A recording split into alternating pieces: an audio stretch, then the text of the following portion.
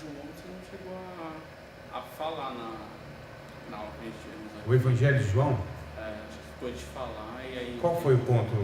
Não chegou a... Não, mas você lembra, eu tinha citado o que então? Você tinha falado de Mateus, Lucas... Ah, tá. Você está falando da aula retrasada. Memória boa, porque eu não lembrava desse negócio não. Então tá bom, só para eu fazer a conclusão então, né?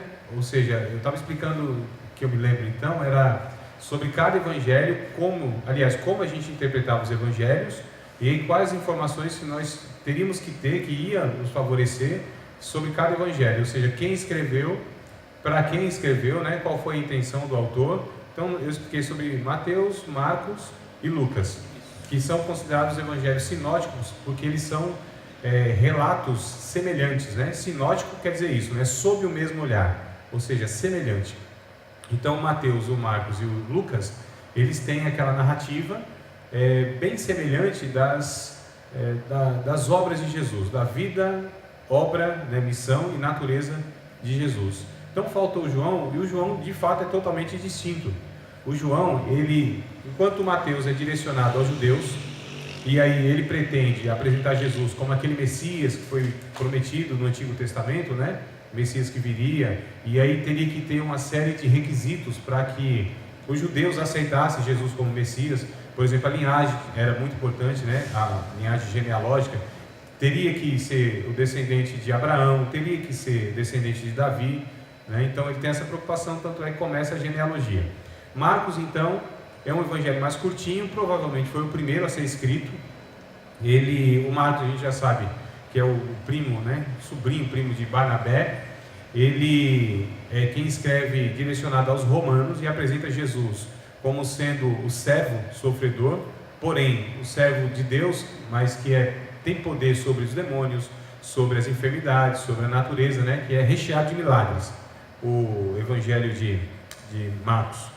O de Lucas, então, ele direciona aos gregos e aí apresenta Jesus como sendo aquele que na verdade, que veio da raça humana e apresenta desde Adão a genealogia, né? Então, essa é a curiosidade. Enquanto Mateus se preocupa com Abraão, na genealogia de Jesus, Abraão e Davi, o Lucas se preocupa em mostrar que ele é descendente de Adão. Então, ele é o ser humano mesmo, né? Embora ele sendo Deus, mas também é 100% homem. E aí mostra Jesus, então, esse homem perfeito, o ser humano sem mácula, sem pecado. E aí vem, então, João, que é totalmente distinto, e ele começa, então, vamos ler o texto, né? De João capítulo 1, versículo de número 1. João, Evangelho de João, capítulo 1, verso 1, e aí a gente já vê como que ele começa totalmente diferente dos demais, dos outros três. Como que ele começa já dizendo quem é Jesus, a respeito de Jesus, né? Olha só. No princípio era o Verbo estava com Deus, e o Verbo era Deus. Ou seja, ele começa já direto dizendo, olha, Jesus é Deus. Jesus estava no começo, na eternidade. Esse no princípio, não é o mesmo princípio de Gênesis capítulo 1, verso 1. Né? No princípio criou Deus os céus e a terra. Gênesis capítulo 1, verso 1, então, era o princípio de toda a criação. Esse princípio aqui que diz o João é o princípio na eternidade. Então olha só, Jesus estava na eternidade com Deus. Jesus era Deus, ou seja, Ele é eterno. E aí a gente percebe no verso 2, ele estava no princípio com Deus. Olha o verso 3: todas as coisas foram feitas por Ele, e sem Ele nada do que foi feito se fez. Ou seja, ele está declarando, Jesus é criador de todas as coisas, não é um ser criado, embora ele sendo humano, mas ele sempre existiu, desde todo sempre existiu. E o que a gente diz a respeito de Jesus, na chamada dupla natureza de Cristo, a gente vai ter uma matéria específica para tratar sobre isso, que é a cristologia, né? Estudo de Cristo, a gente estuda as duas naturezas de Cristo, a divina e a humana. Então a gente diz que Jesus, o humano, ele foi gerado, mas o Cristo não foi criado, tá certo? Então houve a geração, né? Ou seja, Jesus como ser humano foi gerado pelo Espírito Santo, mas Jesus foi um ser que sempre existiu, porque é Deus. Jesus é Deus. Essa é a declaração que vai distinguir quem é cristão e quem não é cristão. Então o cristão ele precisa declarar, Jesus é Deus. Jesus não é um profeta apenas, Jesus não foi um líder, apenas um líder. Jesus não foi, ensinou tantas verdades e tal. Não, Jesus é o próprio Deus. Ele é a segunda pessoa da Trindade. Ele é o Filho, o Pai, o Filho e o Espírito Santo, né? Então aqui ele já começa dizendo: Jesus é Deus, aquele que veio do céu. Não tem as expressões? Ele é o pão vivo que desce do céu, né? Quem é que subiu ao céu, senão... Quem é que desceu ao céu, senão aquele que subiu ao céu, né? Acho que capítulo 2 ou 3 vai dizer isso aí. De João, estou falando tudo em João. Então ele apresenta Jesus como Deus mesmo. Capítulo 8, por exemplo, verso 58 do Evangelho de João. O próprio Jesus, ele vai trazer uma declaração acerca de si mesmo, que foi a mesma declaração, o mesmo termo que Deus, o Pai, usou lá em Gênesis capítulo de número 3, se não me falha, quando Moisés pergunta assim: mas diz o teu nome para que eu fale para Faraó, quem é o Senhor, qual é o teu nome? E aí Deus disse: eu o sou te enviou. Pode dizer a Faraó, o eu sou te enviou. Esse termo, tanto no hebraico quanto na língua grega, o eu sou significa o autoexistente. Olha só, o autoexistente, aquele que existe em si mesmo. Então todas as coisas foram criadas. Só Deus é aquele que é incriado, Ele que criou todas as coisas. Ele não tem um princípio e não tem fim de dias. Ele não tem uma origem. Nunca houve um tempo, nem um espaço, nem uma ocasião que Deus não existisse. Aliás, tudo que existe se originou de Deus, né? É Deus que cria, todas as coisas emergem dele, saem dele, emanam dele. Então aí ele vai falando essa questão no capítulo 8, verso 58, quando ele diz assim, quando perguntaram para ele: não tem nem 50 anos e está dizendo que viu Abraão? Abraão, né, irmão, está milhares de anos lá atrás, né? Ele disse: não, antes que Abraão existisse, eu sou. Então o mesmo termo que o Deus o Pai usa lá no Antigo Testamento, Jesus usa aqui: eu sou. Ou seja, eu sou o autoexistente. Olha só que coisa interessante. As declarações, quando ele diz assim: eu sou filho de Deus, tanto é que querem apedrejar ele, não sei se é o capítulo 7, mas é no Evangelho de João, tá? Que eu estou trazendo um apanhado geral, né? Mas... Oi? É o 8 e 59? Pegaram pedras para ali não tirarem. É o 8, irmã Maria? É 8 e 59. Ah, então logo após a declaração, né? Eu sou isso, minha irmã. Obrigado, viu? É isso mesmo. Ó, então pegaram pedras para lhe atirarem, mas Jesus ocultou e saiu do templo. Mas por que quiseram apedrejar Jesus? Porque ele estava se fazendo igual a Deus, né? Tanto aqui nessa ocasião, quanto em outra ocasião aqui, para o judeu, quando Jesus falava assim: eu sou filho de Deus, é a mesma coisa dele falar: eu sou Deus. É a mesmíssima coisa. Eu sou filho de Deus, eu sou Deus. Porque o filho do peixe é quem? É o peixinho, né? Por conta da natureza. Então, quem que Deus pode... Se ele é filho de Deus, o que ele é então? É Deus, é a mesma natureza. Quando dizemos que nós somos filhos de Deus, é outra história. Aí é outra coisa. Eu disse em ocasião que Deus tem 4 filhos. Vamos colocar assim, tipos de filho, né? Filhos por criação, filhos por eleição, filhos por adoção e filho por geração. Eu falei isso para vocês? Não? Não? Então anotem aí, que coisa interessante. Pelo menos eu acho. Filhos por criação. Quem são os filhos por criação? São os anjos. Os anjos são chamados na Bíblia de filhos. Só que filhos por conta que eles foram gerados pelo Pai dos Espíritos, né? É o que vai dizer, acho que Hebreus diz isso aí, né?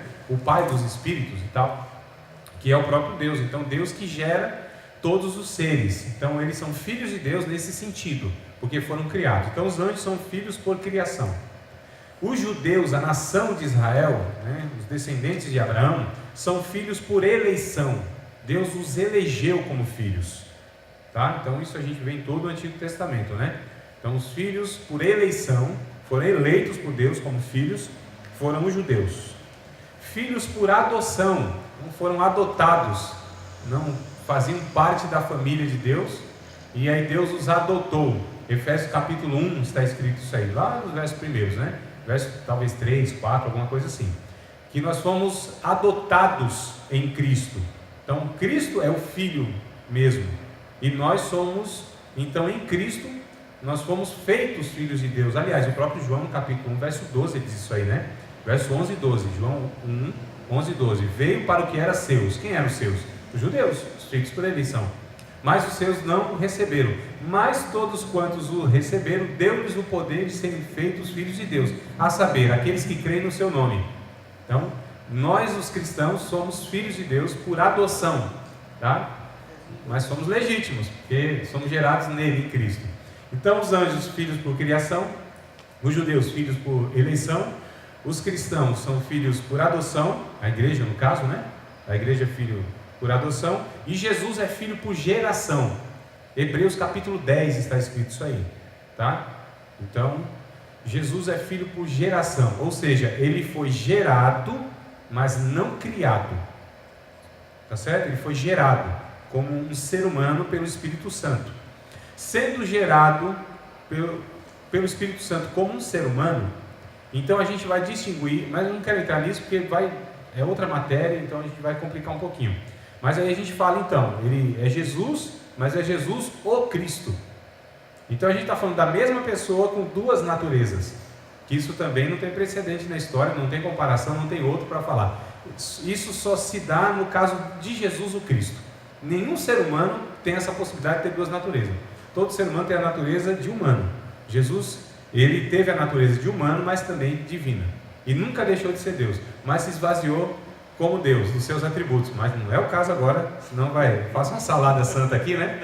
Embora tenha um pouquinho de sal e azeite, a salada do crente tem que ter um pouquinho de sal e azeite, né, irmão? Senão não...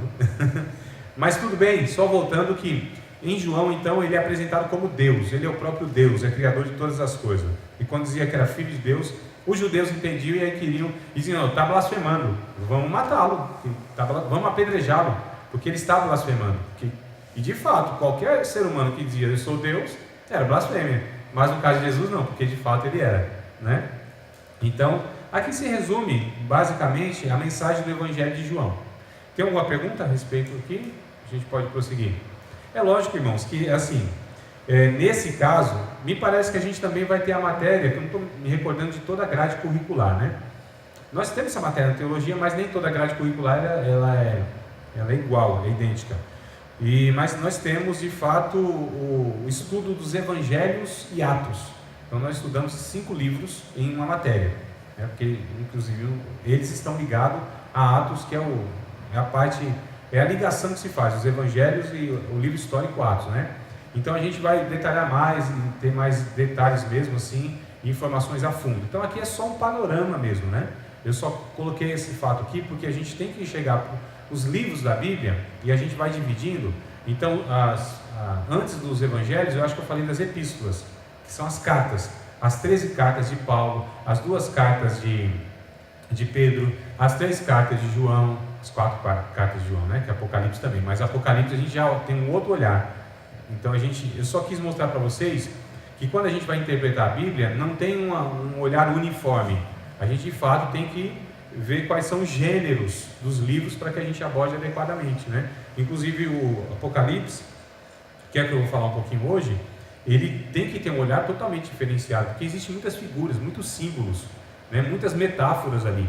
Então a gente precisa estar distinguindo ali de fato o que representa o que. Senão a gente mistura tudo, faz uma lambança, coloca significado em coisa que não tem, não enxerga significado naquilo que tem, que é o que a gente vai ver hoje, né? Os símbolos e as figuras e suas representações e significados. Mas assim, então é só um panorama mesmo para a gente ter. Se vocês quiserem estudar mais a fundo, aí eu posso recomendar a parte, livros e tal, mas a gente vai chegar lá, nós vamos estudar um pouquinho mais detalhado. Tudo bem, amados? Podemos então voltar àquilo que vai ser proposto na aula de hoje? Da aula passada, o que vocês assistiram? Tem alguma pergunta? Ficou alguma dúvida? Quer comentar alguma coisa? Da aula passada do vídeo, né? Não tive presencial, mas do que do vídeo, onde eu falei a respeito do significado das palavras e o seu contexto. Por exemplo, alma lá tinha 5 significados, né? Mundo tem significados diferentes. Então, mundo, principalmente no Novo Testamento, não quer dizer a mesma coisa. E outras coisas mais. Vocês querem fazer alguma pergunta? Não ficou nenhuma dúvida? Tudo esclarecido? Aquelas quase 2 horas de aula? Sim? É hora agora, irmãos. Não vale nota se vocês perguntarem errado também. Não quer fazer nenhum comentário? Não, Varão? Aquela questão Sim. que a gente até estava comentando do amor ágape, amor filial. Ele de fato ele existe em si, mas é de acordo com a aplicação em si do contexto? Não. Não, o que eu tentei fazer na aula? Corrigir aquilo que falam de errado. O que falam de errado? Que existe distinção, né? A Bíblia faz distinção em amor e amor. Amor ágape, amor eros, amor filial. Vocês já ouviram alguém falando assim? Amor ágape é amor de Deus. Amor filial é amor fraternal, amor familiar. Amor eros é amor humano, né? Amor erótico, amor entre um homem e uma mulher. Amor storge é afeição natural. Vocês já ouviram então falando isso, né? Que eu percebo que isso é muito comum mesmo, essas falas aí. E falam isso por não conhecer de fato a língua grega. Então é assim, irmãos, o estudo teológico, muitas vezes a gente lê alguma coisa, mas não é porque é estudo teológico que é 100% fidedigno e digno de crédito. A gente precisa de fato estudar a fundo aquilo, né? Será que os principais ensinadores, eles têm aquela mesma opinião? Eles falam também aquilo? Então aí já são critérios para que a gente possa falar, opa, então calma aí, como que eu sei então? Como que eu sei que você, André, fala, então que você está falando tem base dessa maneira mesmo? Porque assim, eu posso ter argumentos que convençam, mas não é porque eu convenço que está certo, né? Então qual é o critério? Que a gente possa estudar de outros ensinadores. Aqueles ensinadores são tidos como ensinadores, tá, irmãos? Que não são a maioria que está na mídia, não são ensinadores. Pregadores, a maioria, infelizmente, não são ensinadores. E alguns nem pregadores são, né? Que a gente sabe. É mais animador de palco e outras coisas mais aí. Mas assim, mestres, nesses que a gente vai se orientar. Então, dificilmente, todos, ou esses mais confiáveis, eles vão falar errado uma mesma coisa, né? A gente pega em o erro, mas os outros a gente vê, opa, a opinião da maioria é mais digna de ser confiada do que de um só. Será que só um está certo e todo mundo errado? Né? Então tem essa questão. Então assim, é falado muito essa questão, mas os pregadores falam isso. Os ensinadores não. Ensinadores não falam. Se fala porque estão equivocados. Quem fala e é ensinador, porque assim, também os ensinadores estão em construção, né, irmão? Não é que a gente ensina e a gente sabe de tudo plenamente. A gente também é um discípulo. Vai sendo discipulado e vai discipulando. Então tem essa questão também. Então de repente você pega um ensinador aí e ele falou uma besteira, não é de se estranhar não. Eu acho que eu li não sei de quem, que disse que até as mentes mais inteligentes têm os seus minutos de loucura, né?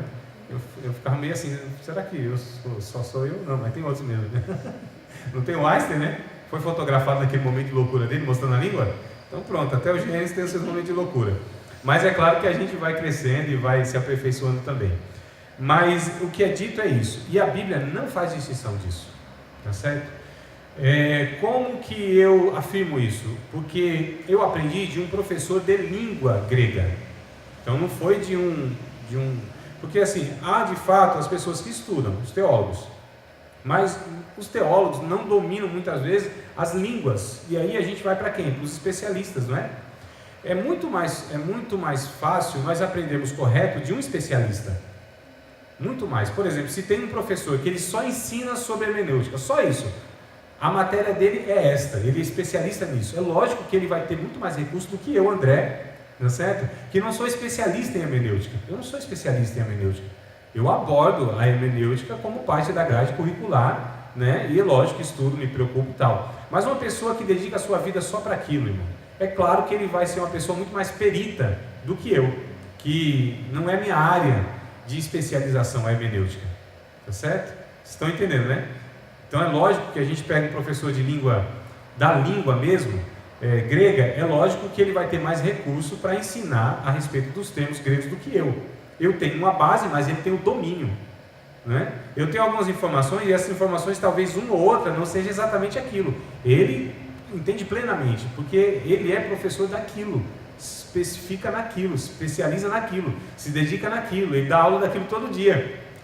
Então é claro que é muito mais recurso que ele vai ter. E aí eu fiz um curso de língua grega uns anos atrás, mas acho que foi ano passado, ano retrasado. Aí eu fiz um curso de curta duração com esse professor, né? Professor aí da escola Charles Spurgeon. Felipe Prestes, se vocês procurarem lá no YouTube, está lá, Felipe Prestes, um excelente professor. E aí ele foi inclusive corrigindo todos esses equívocos que tem quando vai se abordar as línguas originais, né? Em pregações, eclésia significa isso, ágape, eros e tal, e outros termos mais, e ele foi corrigindo. Eu falei, nossa, olha só, me ensinaram assim, não é assim.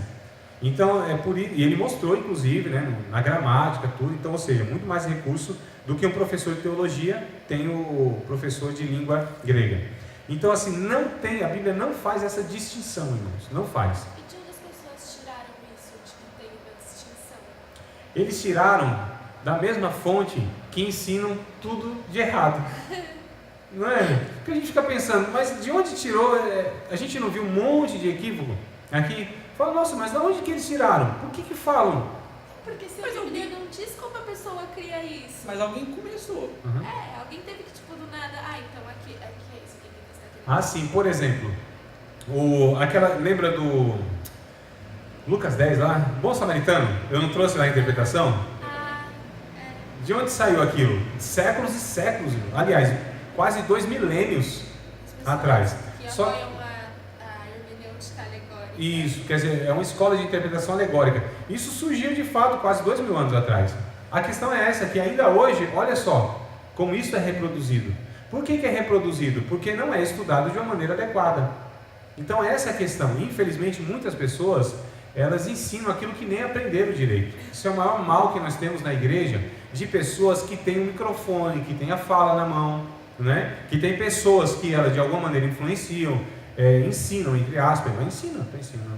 Então assim, de onde veio? Veio de todas as origens que vieram os outros demais ensinos equivocados, ou ideias equivocadas.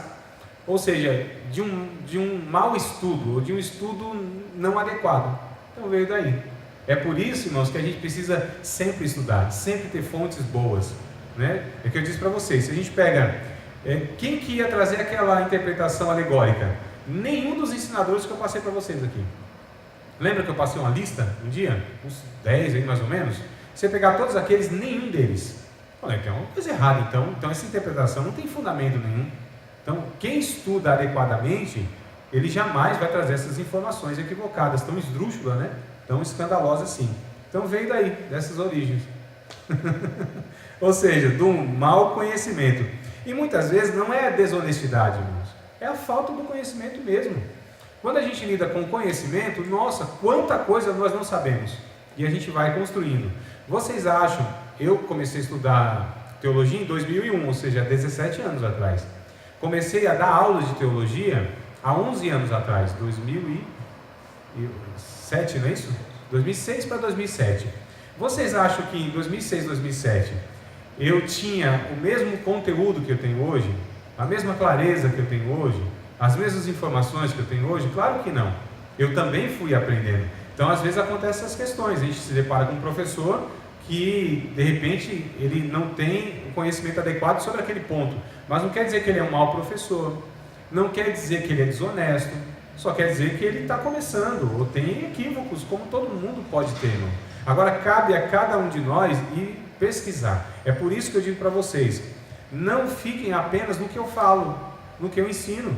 Vocês devem, de fato, por vocês mesmos, procurarem outras fontes, nós temos aí muitos hoje, irmão, que está disponível, né? Então, de repente, o André falou um negócio, aí vem o Augusto Nicodemos e fala outro. Aí você fala assim, André, mas você afirmou assim, mas eu ouvi o Augusto Nicodemos falar assim, assim, assado. Aí a gente vai ver se de fato um ou outro está equivocado, ou onde que a gente está divergindo, né? Mas vocês são responsáveis. Não confiem plenamente em ninguém, irmãos. Em ninguém. Nem em mim, nem em ninguém. Eu sou passivo de erro. Tá certo? Eu me esforço, me dedico a isso. Mas eu sou um ser humano. Embora honesto, embora esforçado, embora eu tenho a cautela e o cuidado de passar para vocês aquilo que eu acredito mesmo, que tem uma base que é bíblico, mas eu posso estar equivocado um ponto ou outro, né? Quem é que detém todo o conhecimento? Não existe. Só Jesus dele, né? Estão escondidos todos os conhecimentos, a sabedoria nele em Cristo. Todos nós homens somos, embora, isso que eu disse para vocês, não deixe de ser homem de Deus. Não deixe de ser honesto. É que a gente é limitado, irmãos. Apenas isso. né? Então, ou estudou pouco. Mais alguma pergunta? Então, foi do amor ágape. Então, está claro que não tem não tem essa distinção não, tá bom? Mais alguma coisa, irmãos? Então, do vídeo passado, da aula, do conteúdo? Bora lá, a gente tem que tirar as dúvidas, tá vendo? A dúvida aí é passando batido, né? Não? Então tá bom, vamos lá para aquilo que a gente propõe hoje. Nós vamos falar sobre os símbolos, né? Os símbolos, seus significados. Então nós temos na Bíblia muitos símbolos. Vamos ler o texto de Hebreus, capítulo de número 10. Hebreus, capítulo de número 10, versículo 1. Vai trazer para a gente uma informação muito interessante. Hebreus, capítulo de número 10, versículo de número 1. Diz assim: porque tendo a lei a sombra dos bens futuros, e não a imagem exata das coisas, nunca pelos mesmos sacrifícios que continuamente se oferece cada ano, pode aperfeiçoar os que a ele se chegam. Mas o termo que eu quero guardar aqui é porque a lei é sombra dos bens futuros e não imagem exata das coisas. O que o autor dos Hebreus ele está dizendo é o seguinte, é que no Antigo Testamento, na lei, existiam representações. Nós chamamos do estudo da tipologia. O que é o estudo da tipologia? É o estudo dos tipos, né? O que é um tipo? Um tipo, ele representa algo ou alguém. Por exemplo, o próprio Hebreus, né, vai trazer aqui. Então vamos pegar logo o texto de Hebreus aqui, para a gente ter uma noção. Capítulo 7 de Hebreus.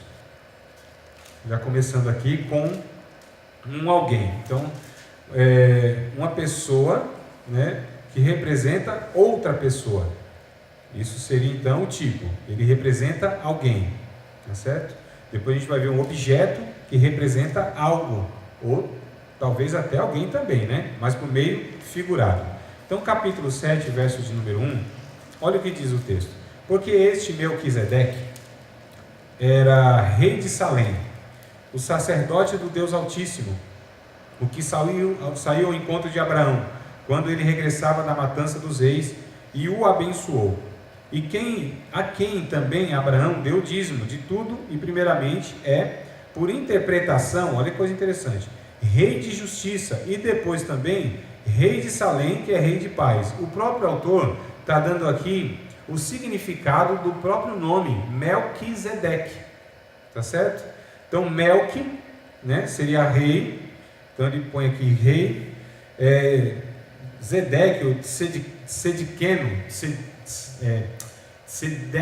Sediqueno, Sadique, são todos termos hebraicos que quer dizer justiça.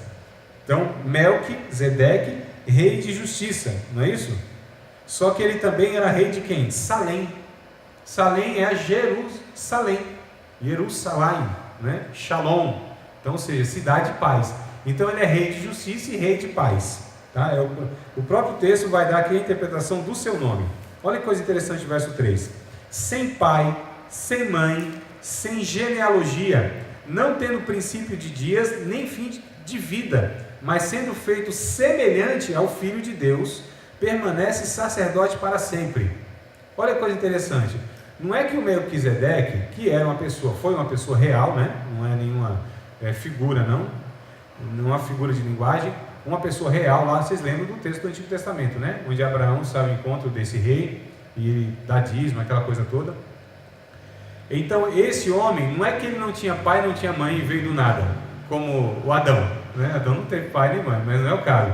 Quando diz que não teve pai, não teve mãe, é que não há registro da sua genealogia, como tinha todos os outros homens importantes. Fulano veio de fulano, que veio de fulano, que veio de fulano. Ele não tinha nem pai nem mãe, nem princípio de dias, nem fim de dias, porque não há registro deste homem quando ele nasceu, nem quando ele morreu. Mas esse homem nasceu e esse homem morreu.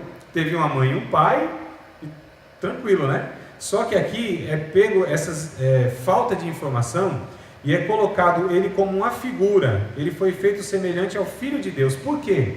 Porque o Filho de Deus não tem princípio, não tem fim. não tem uma origem humana, né? Não tem um registro, não tem origem humana. Então, e o próprio Jesus também é rei de paz, é rei de justiça. Vocês estão percebendo a comparação que se faz então? Ou seja, pegou uma figura histórica para comparar então a Cristo. Na verdade, tudo, quase todos no Antigo Testamento, eles apontavam para Cristo, irmãos. Tá certo? Todos aqueles sacrifícios, aqueles animais, representavam quem que deveria ser sacrificado pela humanidade ou pelo povo? O próprio Cristo. Tanto é que em João capítulo de número 1, verso 29, quando João Batista, ele olha para Jesus, o que ele diz? Eis aí. Que medo é esse? Jesus. Digam que vocês sabem. Vocês sabem. Eis aí o... Eu vou falar a primeira letra, vocês completam, tá? Eis aí o Cordeiro de Deus. Quem é? O Cordeiro de Deus aí, ó. Tá vendo? Vocês sabem?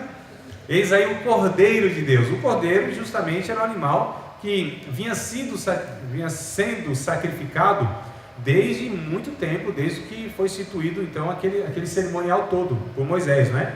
Então o Cordeiro representava o Cristo. Todos aqueles móveis que tinha no Antigo Testamento, né? O altar de bronze, a pia, o candelabro, a mesa dos pães da proposição, tudo isso apontava de alguma maneira, ou seja, de uma forma pedagógica, ensinava que aquilo apontava para o Cristo que viria. Então Jesus, ele é o altar de sacrifício. Jesus é o Cordeiro que é sacrificado no próprio altar. Jesus é aquele que nos purifica, a pia de bronze. Jesus é o pão, né, da propiciação, ou seja, o pão da comunhão. Jesus é tudo aquilo que estava envolvido ali, pedagogicamente apontava. Deus estava preparando a mente da humanidade, principalmente dos judeus, né, para receber esse Cristo. Então Deus foi ensinando, foi se revelando aos poucos. A revelação de Deus ela é gradual, ela é pouco a pouco. Então todo o Antigo Testamento é Deus se mostrando de alguma maneira, através de figuras, através de visões, através das manifestações que nós chamamos de teofania, né? Por exemplo, a sarça ardendo lá, aquilo era o que? A representação, era uma manifestação de Deus, não é? Deus se apresentou ali para Moisés e falou com ele, e Moisés, o que impressionou Moisés não foi a sarça pegando fogo no deserto, porque isso era comum. A sarça, um deserto, vocês sabem que é um sol 50 graus para lá, né? Então folha seca, árvore seca, ou seja, gravetos secos, aquilo, a combustão lá é normal, tá? Então, se passar no deserto, de repente uma moitinha lá seca pegar fogo, não é algo sobrenatural, é algo até natural por conta do clima e tudo mais. Mas o que chamou a atenção de Moisés ao ver aquela sarça é que ela não se consumia. Então pegava fogo, mas ela não era consumida. Então ficava lá e o fogo pegando e aquilo não era, o graveto não se desmanchava. Então isso que chamou a atenção. Ele chegou mais perto, aí ele ouvia a voz: tira a sandália dos pés, porque o lugar onde tu estás é santo, né? Então o que acontece? Era Deus se revelando através do quê? De uma sarça. Anjos apareceram a Abraão, 3 anjos. Não foi lá em Gênesis? Lembram dessa ocasião? Que depois 2 desceu para Sodoma e Gomorra? Um anjo era o próprio Deus. Olha só. Eu estava lendo isso ontem, e aí depois que ele fala que continuou na presença de Deus. Eu falei, mas Deus era um dos anjos? Como assim? Isso não estava especificado antes. Sim, porque a gente chama de epifania, né? Teofania, ou seja, manifestação de Deus, através, no caso, de anjos. Então, não só essa ocasião, há outras ocasiões também, que era o próprio Deus. Mas é lógico, irmãos, que é uma manifestação de Deus, não é Deus mesmo. É Deus que se manifestou em figura humana, tá certo? Foram visões. Não é algo que o Deus se materializou, não. Deus só se materializou em Cristo. Ali sim, a gente pode afirmar 100% e literalmente era Deus. Tanto é que em primeira carta de João, primeira carta, capítulo 1, acho que é verso 1 mesmo, verso 1, verso 2. O próprio João vai falar assim: nós apalpamos o verbo da vida. Nós tocamos em Deus. E ali eles tocaram em Deus literalmente. Deus encarnado, que é o Cristo, que é o próprio Jesus. Não é o João capítulo 1, verso 14, que diz: e o verbo se fez carne. Ou seja, Deus se fez carne e habitou entre nós, cheio de graça e de verdade. E João diz: e nós tocamos em Deus. E isso é literalmente, porque Deus se fez homem e habitou entre nós. Então ali eles tocaram em Deus. Só Jesus, o Filho, né, Deus se materializou em Jesus. Então era matéria mesmo. Agora todos os outros eram visões. Tá certo? É abstrato. São figuras onde Deus se apresenta. Então uma delas é a nuvem, outra delas é a rocha, outra delas é a sarça, outra delas é o anjo. Então são todas manifestações de Deus, tá certo? Não é literalmente Deus. Então a gente chama isso de epifania ou teofania, né? Que é a manifestação de Deus, tá certo, amados? Então a gente já percebe que tem aí diversas formas. Aliás, o próprio Hebreus capítulo 1 verso 1, o que diz o texto?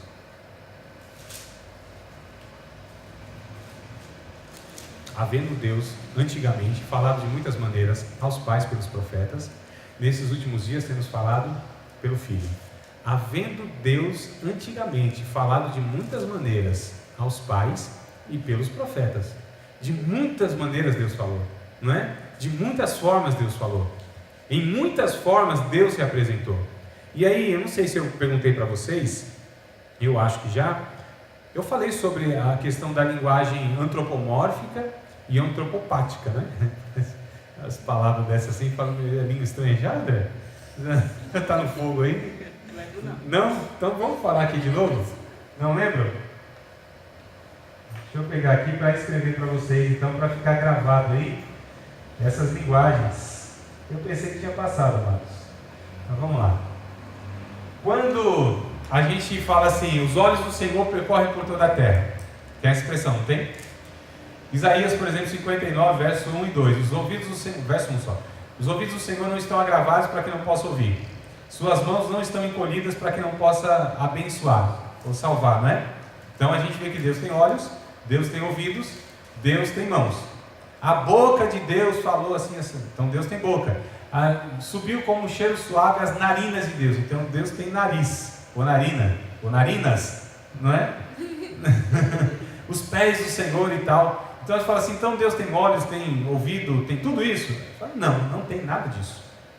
Literalmente não. Não. Um dia eu estava falando para o irmão, tentando explicar para ele, né? Falei, irmão, não é. Ele falou, não. Ele insistiu, Deus tem, meu Deus tem. Meu Deus não é aleijado.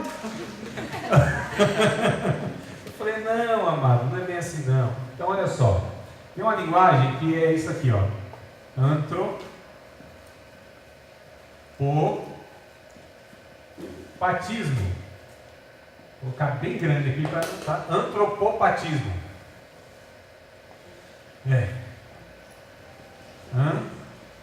Antropomorfismo. Parece dois xingamentos, né? Mas não é não. Antropopatismo e antropomorfismo. O que quer dizer isso? Né? O que querem dizer esses dois termos aí? Bom, antropo é fácil, né, irmão? Da gente descobrir, né? Foi a primeira matéria passada. Vocês não lembram, não? Estudo. Antropologia, estudo do... Antropologia, qual foi? O que nós estudamos na matéria passada? O homem. Então aqui é o que? Homem. Né? Homem, significado do termo. Então, estudando o termo aqui, homem. Morfismo, lembra alguma coisa? Transformação. Mais ou menos, também deriva aí transformação. O que é a transformação? Mudança. É a mudança de Forma. forma. Aleluia. Então forma. Ó, forma. Aqui está fácil, né? Então homem a gente já sabe. E aqui patismo, nossa. Quem é da área de saúde? Patologia, doença, paixão, não é isso? Sentimento, não é o significado? Então, o que é a paixão? É uma patologia, é a mesma origem da palavra. Então, patos é paixão, patologia, porque é uma doença, de alguma forma. Nossa, a paixão é uma doença? É uma doença. É um desequilíbrio emocional. A paixão, ela não é algo sadio, não é? A paixão, ela é intensa. Mas se ela perdura, isso se torna algo muito prejudicial na vida de uma pessoa, né? A ponto que ela mata a outra Quando não corresponde, é sério, irmão, né? Faz loucuras. Então a paixão é uma distorção do amor, de fato. Então aqui seria, a gente poderia traduzir aqui por sentimento, tá? Sentimento. Olha só. Então são as linguagens que a Bíblia ela traz, por exemplo. Então Deus se apresentando em forma de homem, quando diz que tem olhos, que tem ouvidos. O que Deus está fazendo na Bíblia Sagrada? Tentando se comunicar com o homem e tentando mostrar quem ele é. Agora vocês acham, irmãos, que a linguagem humana ela é suficiente, ela é capaz para expressar o ser de Deus como ele é? Vocês acham? Não é. Então quando Deus diz que tem olhos, porque nós entendemos, seres humanos, o que são olhos. Qual a sua utilidade? É para enxergar, é para ver, não é? Então Deus está vendo tudo. Os olhos de Deus percorrem por toda a terra. Mas não quer dizer que Deus tem olhos. Deus é espírito. Espírito não tem esses membros. Tá certo? Mas a gente sabe o significado dos olhos. Eu acho que eu falei para vocês sobre a símile. Não? Também não? Nossa, tem um bocado de coisa que eu não passei. Símile, aquilo que é semelhante, que não é literalmente. Então daqui a pouco eu vou falar para vocês, tá? A gente completa essa informação quando eu falar. Então tá tranquilo, ó. Forma de homem. Então Deus se apresenta, mas não é que literalmente ele é daquela forma. Ele não tem aquela forma, mas ele está se apresentando como forma de homem. Deus não é nem homem, ou seja, gênero masculino. Deus não tem gênero, né? Ah, mas quando ele diz que ele é pai, pai não é masculino? Então, mas quando Deus diz que é pai, é porque existe uma identificação de Deus, como a gente tem a identificação de pai e filho. Quem é o pai para nós? Aquele que nos gerou, aquele que cuida de nós, não é? A gente está falando do ideal. Tem uns pais aí que não é pai, né? Tem uns homens frouxos, covarde, que faz filho fazer qualquer um faz. Mas o pai é aquele, estou falando de pai mesmo. Que alguns dizem, não, mãe é mãe, não tem igual. Não, o pai também, quando é pai de verdade, não tem igual, né? Então ama da mesma forma. O pai verdadeiro, estou falando, não isso. Ah, meu Deus. Vamos lá. Então o pai, quando diz, não é porque ele é masculino, tá certo? O nome, por exemplo, de Gabriel, Miguel, que são os anjos, não é porque eles são masculinos. Não é. Isso é confuso. Oi? Isso é muito confuso. É? Qual é a confusão? Como assim Deus não tem gênero? Deus é espírito. Ele não tem gênero. Ele não é homem nem mulher. Ele não é macho nem fêmea. Isso é Deus. Ele é Deus. O que tem gênero? Os anjos não têm gêneros. Não tem gênero. Os animais e os homens têm, porque Deus criou macho e fêmea. Para procriação, inclusive. Os anjos, como não se procriam, também não têm. Jesus tem? Deus não. Jesus, Deus não. Jesus, homem, ele foi homem. Homem. No céu, Jesus não tem braços, nem perna, nem nada disso? Como espírito, ele não pode ter. Da mesma forma, olha, veja bem, presta atenção. Da mesma forma que nós temos aqui. Eu não estou dizendo no céu que é todo mundo fantasminha. Eu estou imaginando isso. Então, não é isso que eu estou dizendo. Eu estou dizendo que na eternidade, os anjos, por exemplo, quando os anjos se apresentam lá com quatro rostos, eles não são literalmente aquilo. Aquilo é uma visão. Aquilo é abstrato. Aquilo é uma representação. Quando mostra lá o querubim, por exemplo, o rosto de homem, de boi, de águia voando, de leão, se me fala memória, são os quatro, né? Aquilo é uma representação. Deus quer transmitir uma mensagem através daquela imagem, mas não quer dizer que o anjo é exatamente aquilo. Todo anjo tem asa? Não. Talvez nem um anjo tenha asa, mas é uma representação. O que significa as asas? A condição de voar, a ligeireza, a rapidez que tem um animal de asa. Então são características que a gente entende, e essas características eles têm, esses seres que trazem na imagem, mas não literalmente eles têm asa. Literalmente o querubim tem quatro rostos, e os rostos de fato são aqueles quatro animais. Estão entendendo que a linguagem bíblica ela traz uma riqueza de comunicação? Que a gente, isso na língua portuguesa também é explicado, irmãos. É que muita gente não conhece a língua portuguesa. Por não conhecer a riqueza da língua portuguesa, quando a gente se depara com as informações na Bíblia, fala, nossa, que coisa esquisita. Não, Toda língua. A literatura, ela traz essa riqueza de comunicação e essa diversidade. Na verdade, muitas vezes o que nos falta não é nem conhecimento bíblico, é conhecimento da língua e os seus recursos para comunicar. O que a gente está estudando aqui? É hermenêutica. Hermenêutica é só bíblica? Não, hermenêutica é a interpretação de qualquer texto em qualquer língua. Então, na verdade, vos digo que a gente muitas vezes não conhece os recursos da língua. E a gente fala, nossa, que coisa estranha. Não é estranho quando a gente tem esse conhecimento da língua, né? E é estranho ainda também porque foi nos falado que é exatamente assim. E a gente está se deparando, opa, mas não é bem assim, aí gera uma certa confusão, né? Mas aqui, sim. Mas no Salmo 115 fala tem boca, mas não fala, tem olhos, mas não vê. Agora você está falando que Deus não tem nada disso? Mas ali, veja bem, ali é o ídolo. É o ídolo. Ali é o ídolo. Ou seja, aquele ídolo, aquela estátua não tem vida.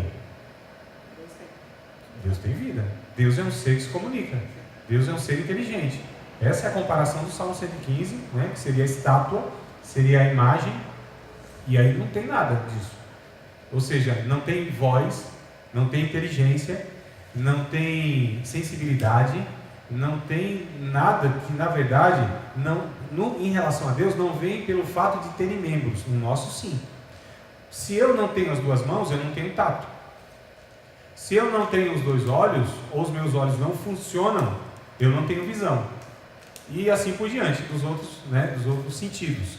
Mas Deus não precisa ter esses membros para ter essas coisas, ou seja, para saber das coisas, para ver as coisas. Deus não precisa disso. Então, na verdade, irmã Maria, sabe qual que é a nossa dificuldade? Todos nós. É porque a gente está imaginando Deus a partir de nós, a partir do ser humano, né? Então, muitas vezes a gente fala assim, não, Deus é semelhante a nós. Não tem nada a ver, irmão. Mesmo porque é um erro que contribui para outro erro. Que eu estou dizendo o quê? Porque talvez foi nos ensinado que a imagem e semelhança de Deus é essa estética, né? Então, nós somos a imagem e semelhança de Deus porque Deus tem dois pés ou duas pernas. Então, essa é a imagem e semelhança. E não é isso que a Bíblia ensina. Mas por conta de ter um entendimento errado de uma coisa, as outras coisas vão seguindo no mesmo entendimento errado. Estão compreendendo essa questão? A nossa dificuldade, né? É por isso que é bom nós termos um conhecimento básico de todos os ensinamentos bíblicos e todo o conceito bíblico. Porque quando um é ensinado errado, dificulta para a compreensão de outros.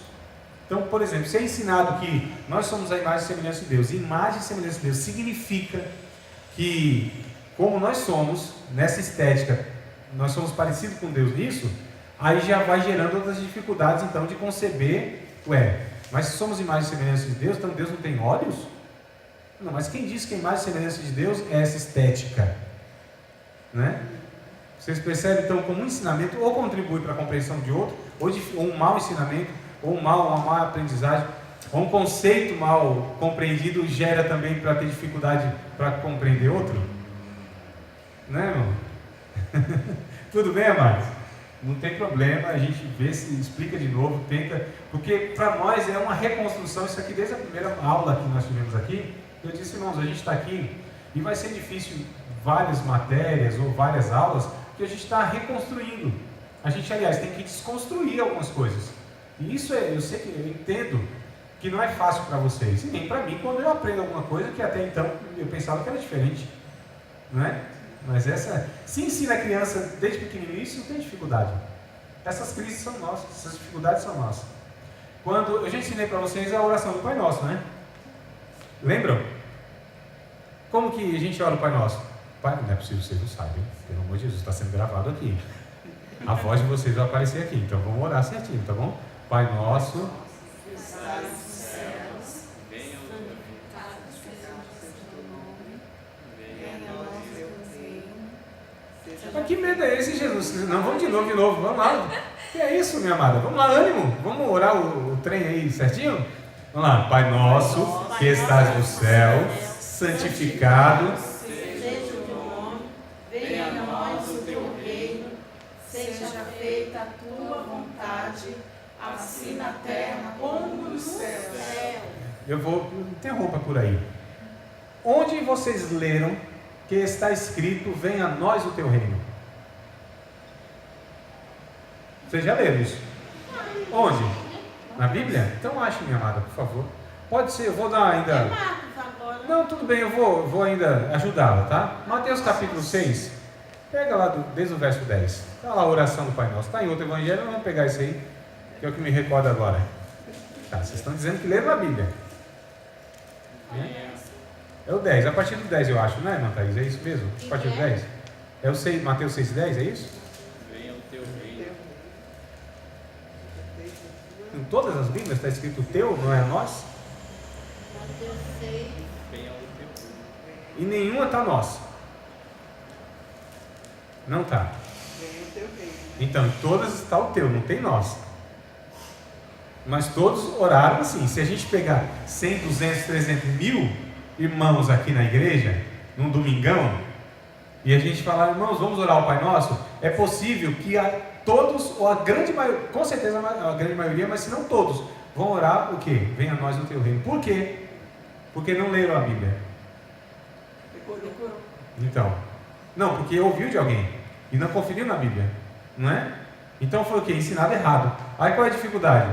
A gente fazer essa correção. Por quê? Ensinaram vocês errado. Agora se ensina certo desde o comecinho, não tem porquê.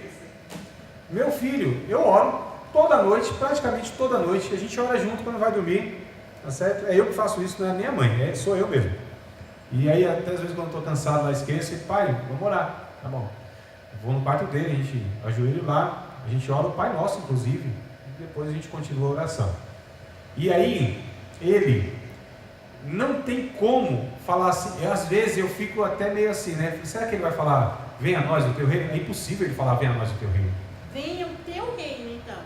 É o que está escrito. É o que está escrito, irmã? Sim. É o que está escrito. Venha o teu reino. É o que está escrito. Não é?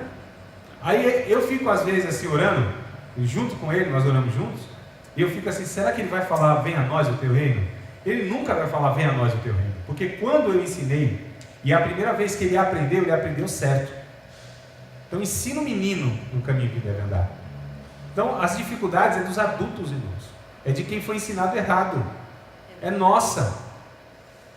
Não é das crianças e nem de quem aprendeu certo desde o começo. É por isso dessa dificuldade nossa. E louvado seja Deus, que vocês têm humildade suficiente para sentar nessa cadeira e dizer, olha só, tem um bocado de coisa. Coisa tão simples. Mas faz toda a diferença. Quer dizer que venha o teu reino. Mas faz toda a diferença. Fala assim, mas professor também é chato, hein? Mas não pode nem uma vírgula, nada não pode. Claro, porque isso implica em um conceito que vai gerar equivocadamente em nós. Por exemplo, se eu oro, venha a nós o teu reino, então eu considero que o reino de Deus não veio a nós. Mas o reino de Deus já veio a nós.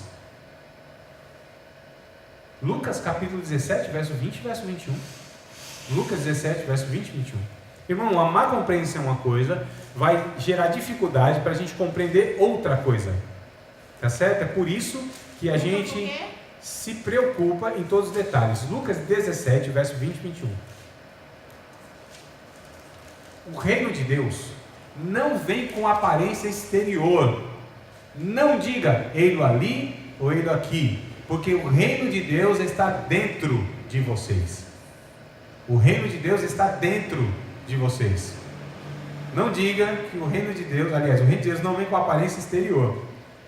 Ele não diga que ele está aqui ou está acolá. O reino de Deus, verso 21, está dentro de vocês. A maioria das versões, eu acho que vai estar, está entre vós, né?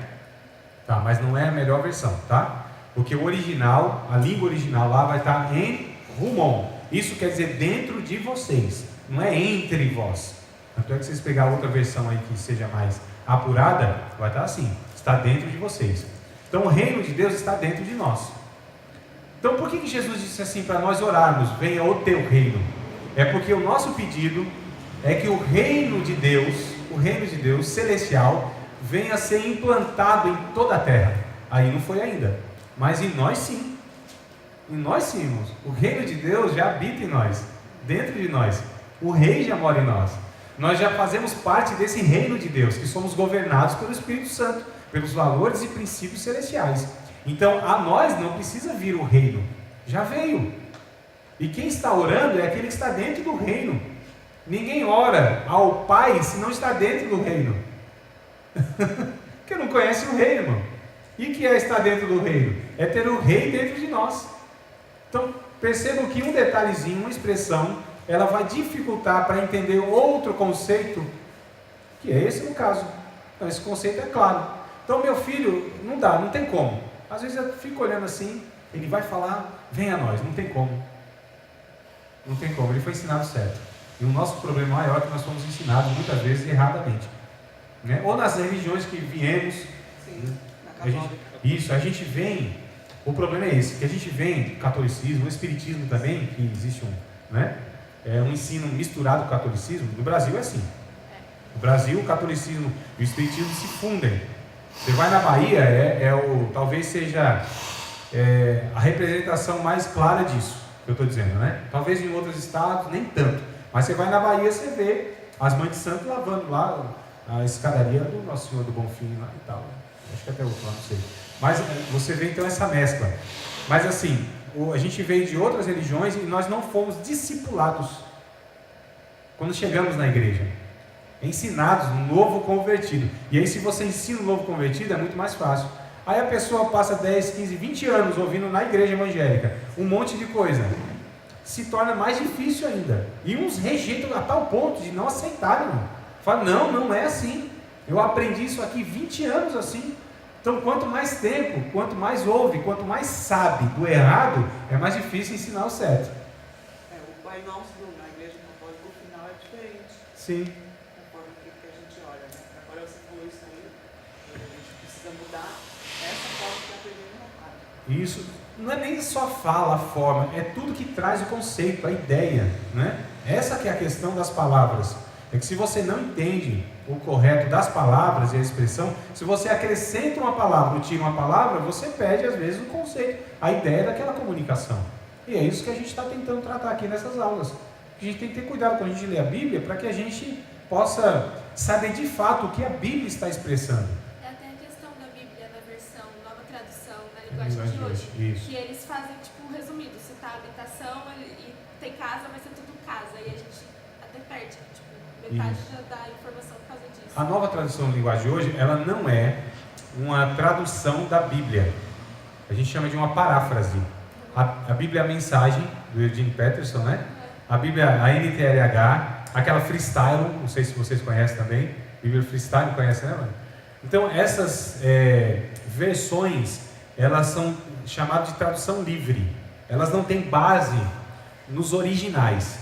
Então, são feitas assim para devocional. Devocional você lê assim para ter uma ideia, fazer um devocional, mas para estudo não. Para você extrair mesmo o significado, para você pesquisar o significado real da mensagem bíblica, essas versões, elas não servem, tá certo? Não servem. Quando a gente vai lidar com o ensino, a gente precisa pegar versões que elas são extraídas do original, né? Das línguas gregas e hebraicas. E hebraica, tá certo? E é por isso, olha só, irmãos, o que eu estou fazendo? O que a gente está fazendo aqui? Aplicando uma regra que foi da primeira ou segunda aula. Lembra, a gramática para nós é importante? Começa por aí, o básico de tudo, ou seja, leitura. Se eu leio lá, eu vou estar lendo o quê? Venha a nós o teu reino? Não está escrito. Então a leitura. Quando que a gente começa a interpretar a Bíblia? A partir da leitura correta, respeitando os pontos, e às vezes vocês lembram dos textos que nós lemos sem vírgula, ou mudando a vírgula? Já não mudou o sentido? Então, mesma coisa, quando a gente está falando aqui, inclusive acrescentando uma coisa que não está na Bíblia, a nós não está. E se não está, muda o significado, meu Deus do céu.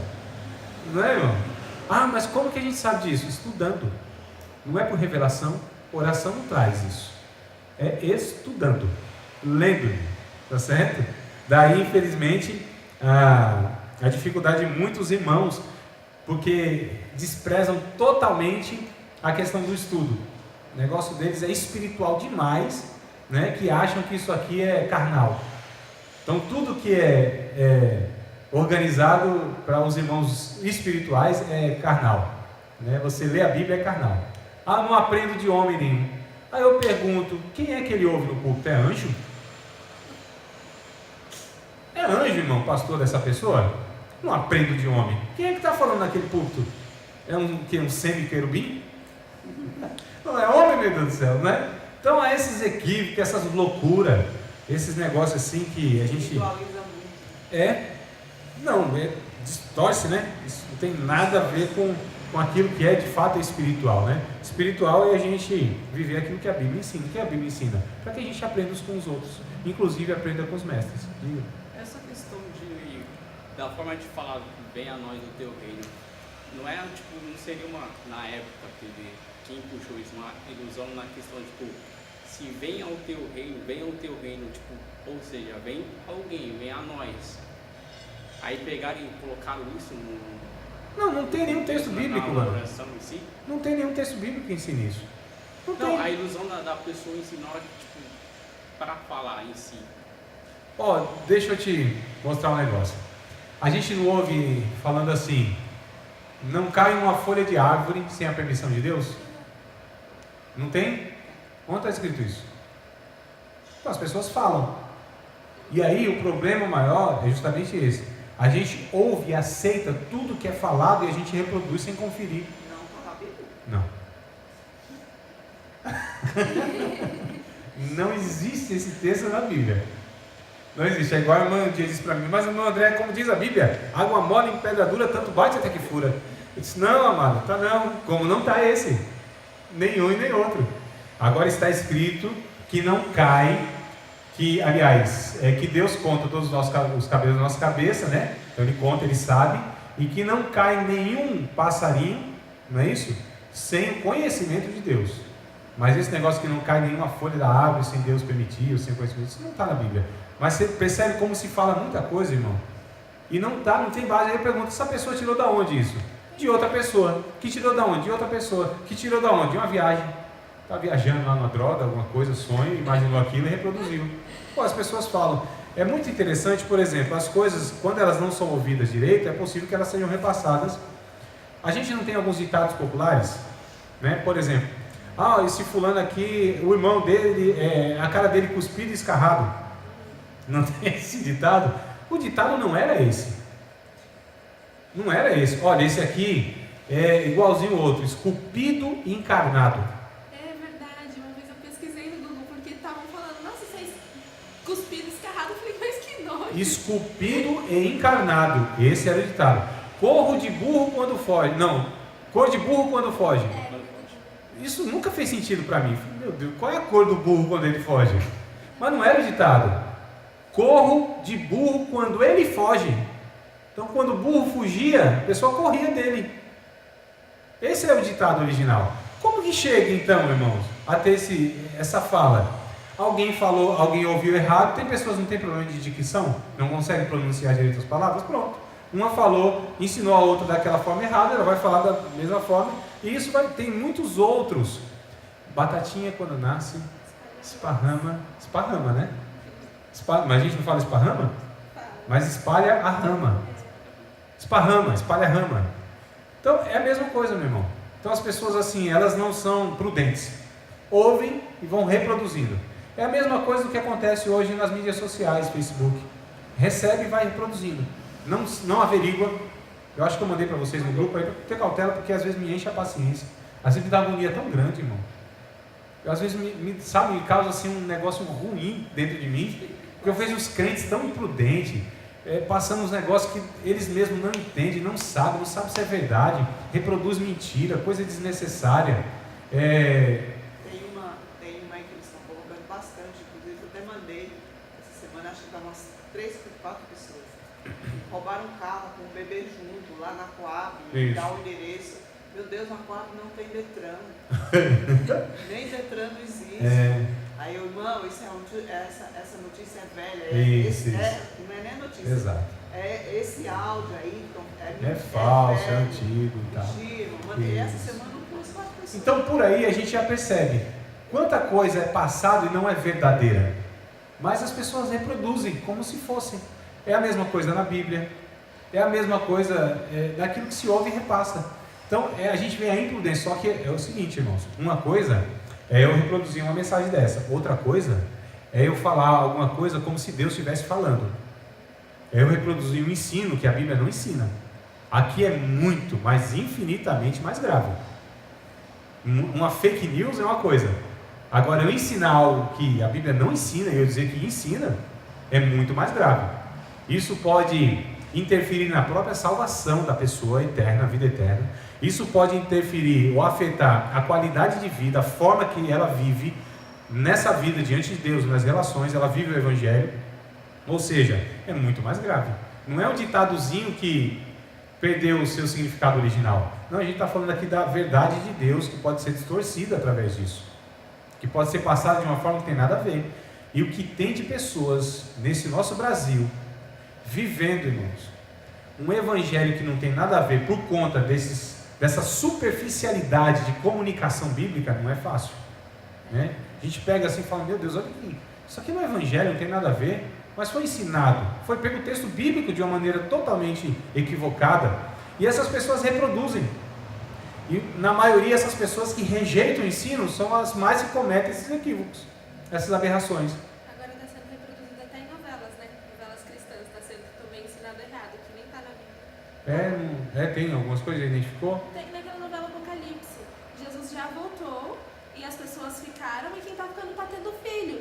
Aí minha mãe até falou, mas como assim? Nasceu um bebezinho, Jesus voltou o bebezinho e pro inferno. Eu pensei, pois é, como assim?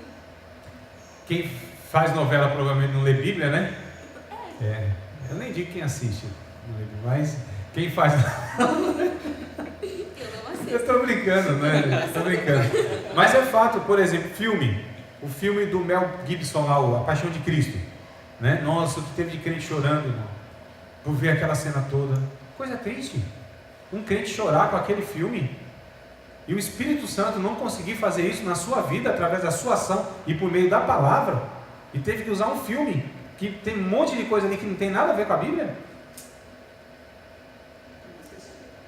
Não, muito bom, não é nem que é bom, eu até recomendo, um filme interessante e tal, mas vocês percebem que essas novelas da Record, meu Deus do céu, algumas novelas da Globo, as pessoas foram ter conhecimento cultural ou algumas informações pelas novelas. Para cristão, eu acho isso muito triste. Eu acho isso muito triste. Os cristãos saberem de algumas verdades bíblicas, de informações bíblicas, através de novelas e dessas mídias que não tem nada com Deus, irmãos. E eles não aprenderem da Bíblia, pela Bíblia, através da Bíblia, na igreja. Olha só. Porque existem coisas atrativas na novela, né? Que chama atenção. Então é muito mais interessante você ver ali onde tem um barraquinho, onde tem uma cena imoral, que você lê nessas palavras difíceis. O carnal ele é atraído por isso, sem dúvida. O carnal é atraído por isso. Igual tem um ditado, eu bebo porque Jesus bebeu vinho. Onde que Jesus bebeu vinho? Fala pra mim, pastor. Nós discutimos depois isso. Meu amado, tudo bem, aqui ó, a forma, tá? Então, as formas, isso não é literal. Antropopatismo é um termo que nós falamos onde Deus se apresenta com sentimentos humanos. Onde Deus se apresenta com sentimentos humanos. Por exemplo, quando Deus diz assim, lá no capítulo 6 de Gênesis, me arrependo de ter criado o homem. Não tem esse texto? Me arrependo de ter criado o homem? Olha só. Deus se arrepende como nós nos arrependemos? Não. Então o que Deus estava tentando comunicar ali? O seu sentimento de desgosto por ter criado o ser humano e ter se tornado aquilo que se tornou. Gênesis capítulo 6, aquela geração, aquela sociedade totalmente maligna, má, cheia de violência, corrupta, não é? Tanto é que Deus trouxe o juízo pelo dilúvio lá. E Deus disse, o meu espírito não habitará para sempre com o homem, os seus dias serão de 120 anos. E alguns até falam assim, está vendo? Deus estipulou que o homem vivesse até 120 anos. Não é isso. Já tem uma compreensão errada aqui. Não é que o homem, que Deus falou, não, o ser humano só vai viver até 120 anos. Irmãos, depois daquilo teve pessoas que viveram mais de 120 anos. Não é? Teve. Aquilo foi capítulo 6. Abraão viveu quantos anos? 175. Não é isso? Mais ou menos? O Jó viveu também seus 170, alguma coisa assim. Então teve pessoas que viveram, e ainda tem pessoas hoje que vivem seus 130, 100, é raro, mas tem. Não é que Deus estava dizendo que um ser humano ia viver só até 120 anos. Deus estava dizendo ali, e a partir daquela fala de Deus, que Ele ia trazer o seu juízo em 120 anos. Então o Noé ficou 120 anos construindo a arca. Assistir Noé, irmão. É tanto coisa bíblica hoje, né? Quer dizer, bíblica Mas a gente fala assim, meu Deus, e o povo está aprendendo por aí, que muitas vezes são cineastas que nem eles estudam ali para fazer aquele negocinho superficial, aquela coisa assim hollywoodiana, mas não tem nenhum... Isso aí falando que foi uma baita de uma heresia, esse último, não é? Que eu não cheguei a assistir. Eu nem assisti, mas eu nem me surpreendo com essas coisas. Olha só, então, percebam como que tem falta de compreensão, porque tem negligência no estudo, né? Fala, André, mas isso vai alterar a nossa vida? Altera. Algumas coisas não. Algumas coisas são detalhes, curiosidade e tal, enriquecimento cultural e etc. Mas muitas coisas sim. Porque a gente está falando de ensino bíblico, irmãos. De ensino que vai nos levar para a eternidade, ou que nos vai fazer ter uma vida cristã muito miserável aqui na terra. Pode ser até salvo, chegar até a salvação, até a eternidade salvo, mas uma vida aqui que Deus nunca propôs, vida de religião, que é o que a maioria vive hoje. Muitos evangélicos, a maioria vive uma religião evangélica. Jesus nunca foi evangélico, tá certo? Jesus nunca propôs nada gospel. Jesus nunca intencionou nem propôs muitas, mas muitas das propostas que nós encontramos nas nossas igrejas evangélicas. É muito mais do que isso, irmãos. Evangelho é algo assim incomparável. É vida abundante, é vida que transborda, é vida que não cabe. É tanta vida que quem chega perto dessa pessoa que está na morte espiritual, ela recebe essa vida. É vida demais, é vida abundante. A minha pergunta é, você vai responder: quantos de nós, dentro das nossas igrejas evangélicas, ou nas nossas profissões de fé evangélica, vive essa vida abundante assim, essa vida assim, vida demais que não cabe na pessoa? Quase ninguém de nós. Por que motivo, hein? Por que será? Não é porque a gente não foi ensinado, a gente não sabe de fato, a gente não desfruta os ensinos bíblicos como eles são, porque o ensino bíblico, irmãos, ele gera, na verdade, é vida. João 6,63, Jesus disse: as minhas palavras são espírito e vida. Essa conversa que a letra mata, essas pessoas não entendem nada da Bíblia, porque o próprio texto de 2 Coríntios capítulo 3, quando diz que a letra mata, é a letra da lei, é aquela lei que quando a pessoa se deparava com aquela exigência e não conseguia cumprir, então a punição era a morte. Esse é o significado, não é? Então a letra mata nisso, porque a palavra de Deus não tem como, é uma contradição enorme. Como que aquilo que é palavra de Deus, se eu estudo eu morro, eu me esfrio, eu deixo de orar, eu não creio nas ações de Deus? Como?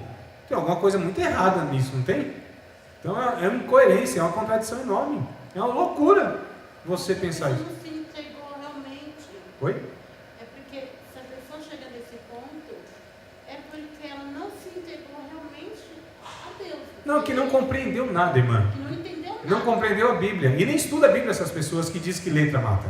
Porque quem estuda, irmãos, eu estudo a Bíblia há 19 anos para lá.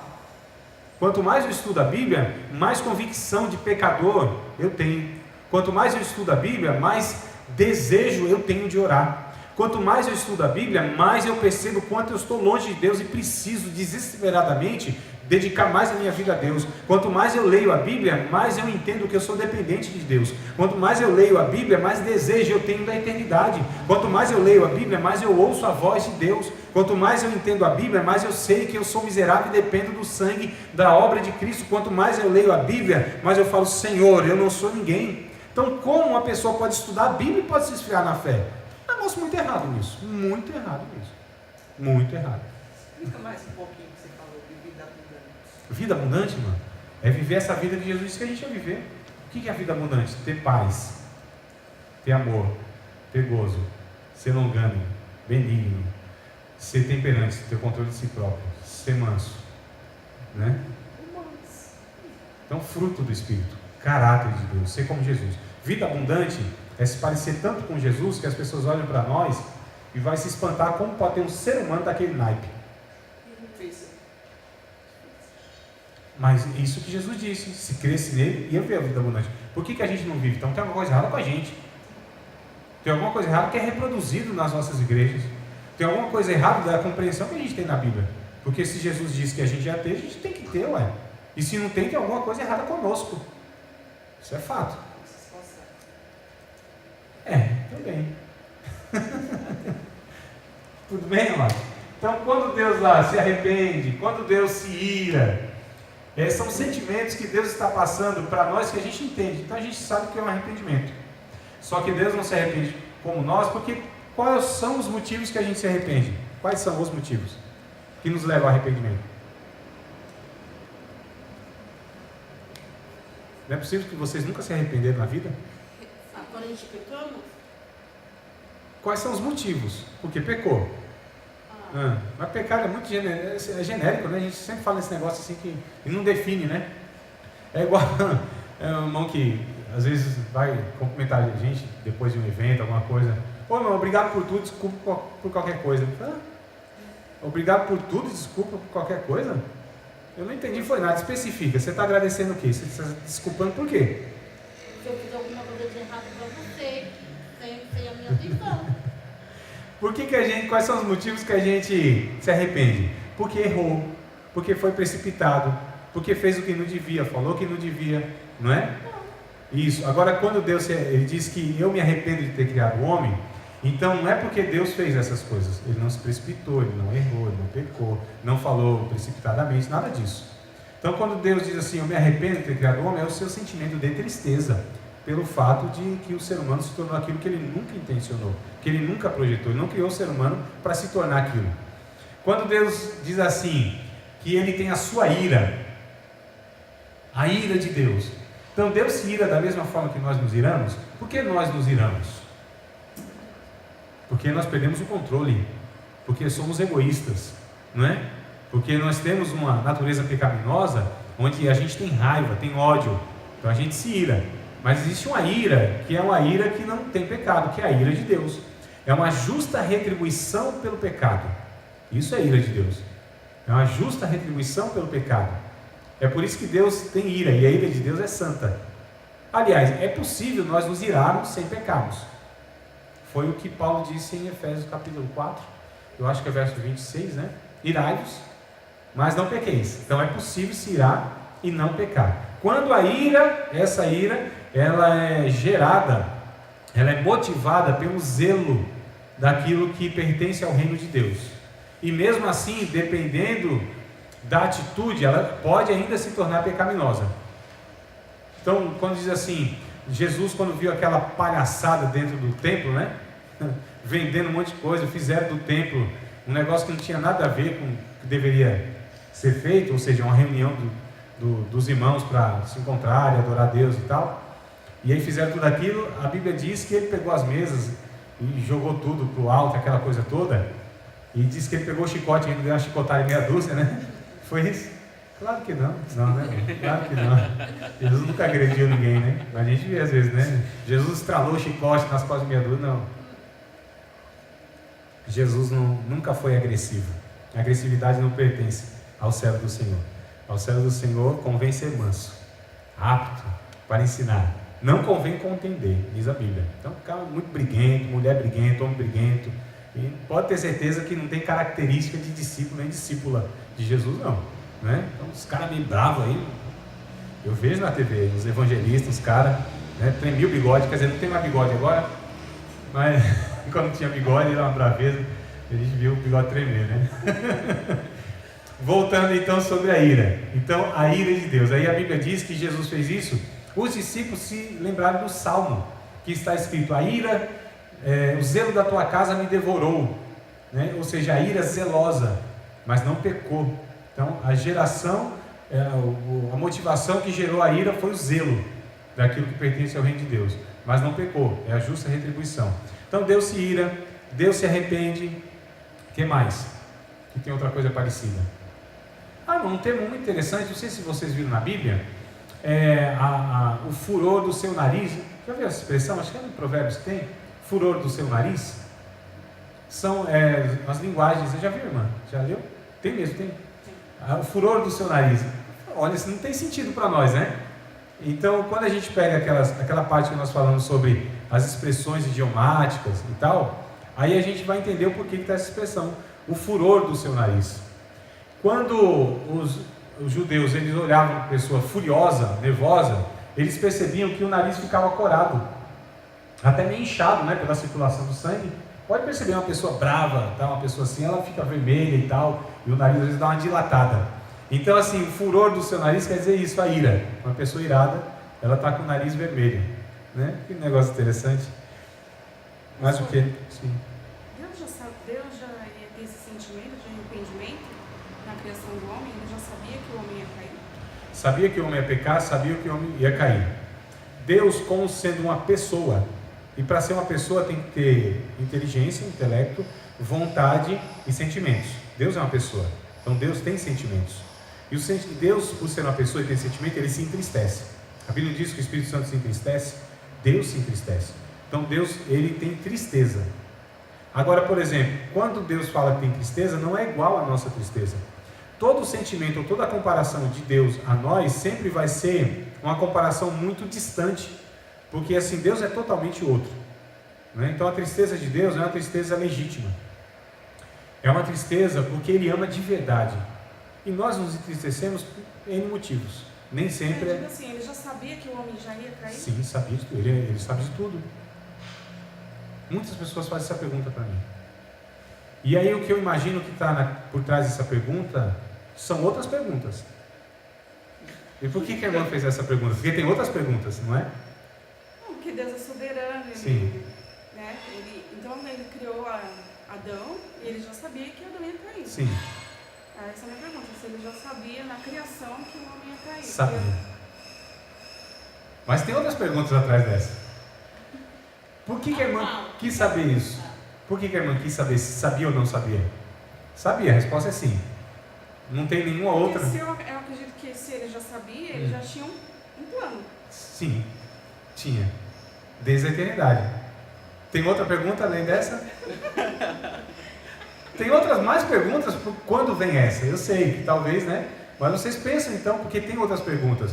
Muitas vezes a questão das pessoas não é nem o desejo das pessoas, não é nem a resposta de saber isso, sim ou não. Ah, Deus sabia? Às vezes gera outras dúvidas. Se Deus sabia, por que Deus criou então? Mesmo assim ele fez? Isso. Então é por isso que eu sei que tem outras perguntas atrás dessa. Essa pergunta vem porque tem outras mais por trás, e é a partir dessa então que a gente vai tentando solucionar as outras, né? Hã? Entende? Então, meu irmão, então assim, sim, Deus sabia, mas eu não vou nem entrar nessa questão, a gente vai em outras matérias, aí eu vou trazendo outras perguntas, ainda que se vocês não fizerem, eu faço por vocês. Tá? Mas Deus sabia sim. E Deus providenciou antes de qualquer coisa. O plano de redenção é antes de todas as coisas serem criadas. 1 Pedro capítulo 1, verso de número 21, se não me falha a memória, vai dizer que o sangue de Jesus Cristo foi derramado desde a fundação do mundo.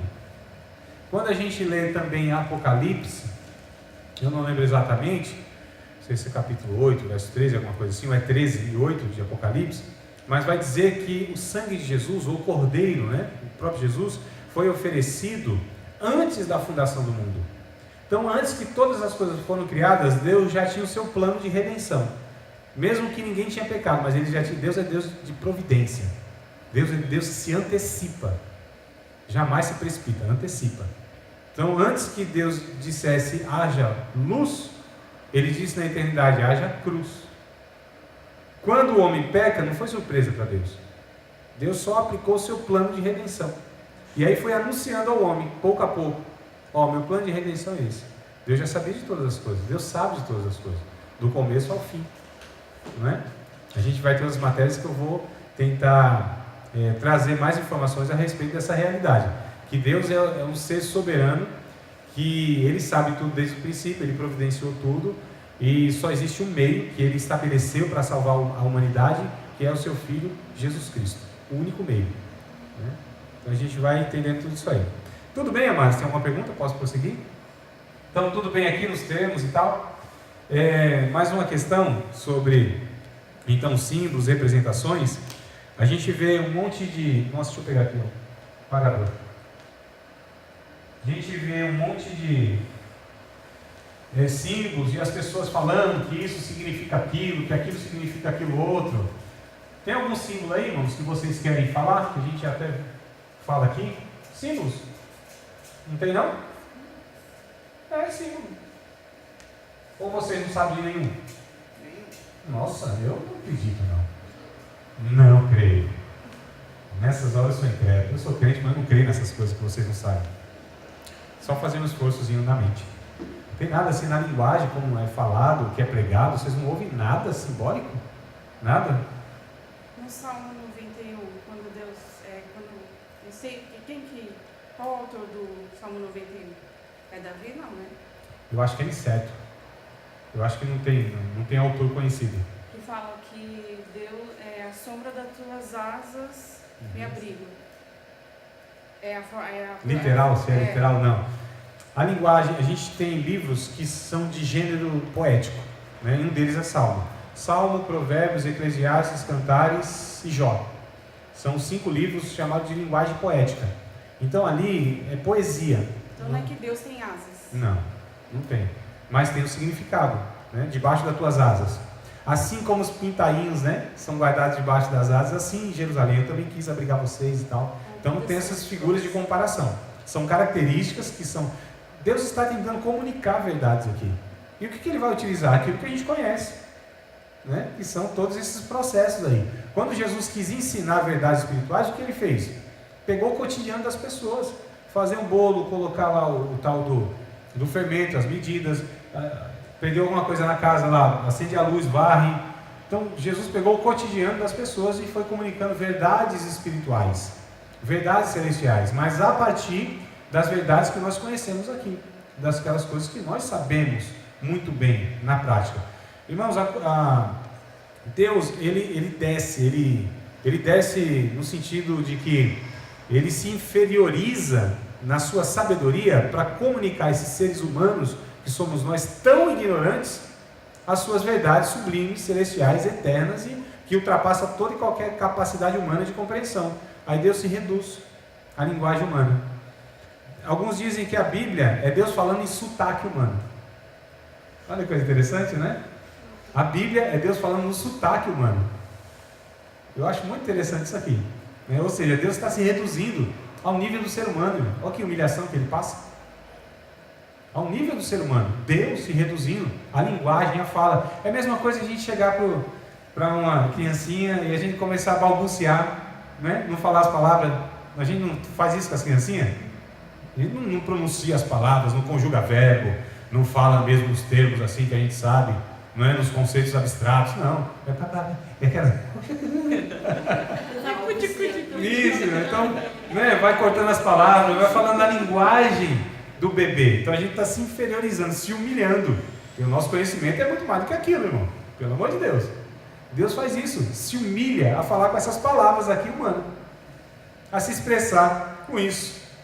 Deus, ele está para além de toda e qualquer capacidade imaginativa do ser humano, o gênio dos gênios, que toda a humanidade, que a humanidade conheceu em toda a sua história, ainda é uma criancinha diante de Deus, que Deus tem que falar com ele assim, de uma maneira, sabe, se humilhando. Qual que eu tenho que ensinar para essa pessoa? Não sabe disso. E a gente fala, nossa, que ser humano espetacular. Deus diz assim, não é? Então vamos lá, eu vou ajudar vocês. Santa Ceia do Senhor. Eu pego 2 elementos. Ó, o vinho e o pão, né? O vinho. E o que é o vinho? O vinho é um suco de uva, irmão. Só que é fermentado. O vinho na Europa é suco de uva. Aqui no Brasil é cachaça. É por isso que a gente... É cachaça, é sério. Quando eu não era evangélico. E aí meu cunhado, ele é italiano, né? Mora na Itália. E ele trouxe para mim um vinho. Mas vinho assim... Acho que ele, não sei se ele passou na Portugal, França, não sei. E ele trouxe um vinho para mim e deu, né? Eu falei, meu cunhado, isso aqui não é vinho não, isso aqui é suco de uva. Eu falei, você quer saber o que é vinho? Fui na adega do lado, peguei logo sangue de boi. Você falou, não, isso aqui é cachaça. Então assim, é por isso que a gente fala, não é vinho. Não é vinho, a Bíblia fala vinho. Mas não era cachaça não, tá? Mas tudo bem, vamos lá. Suco de uva. Suco de uva na Bíblia. É vinho, irmão. Vinho é suco de uva, irmão. Mas a gente discute isso aí em outra ocasião. Eu queria tirar essa dúvida, mano. Depois a gente discute essa ocasião, tá bom? Essa questão que não é o caso agora. Em outra ocasião a gente discute essa questão. Amém. se a Bíblia proíbe ou não tomar vinho, tá bom? Então aqui, o suco de uva e o pão.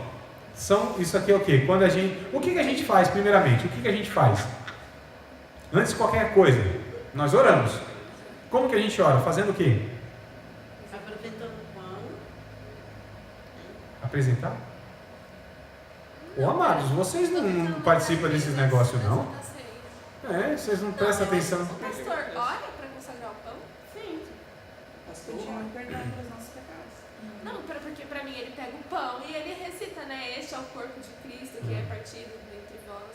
Só isso E aí interessa. mas aí ele ora para que a gente se examine a nós mesmos. Mas tipo, Senhor, eu apresento esse pão, toca nesse pão, abençoa esse povo.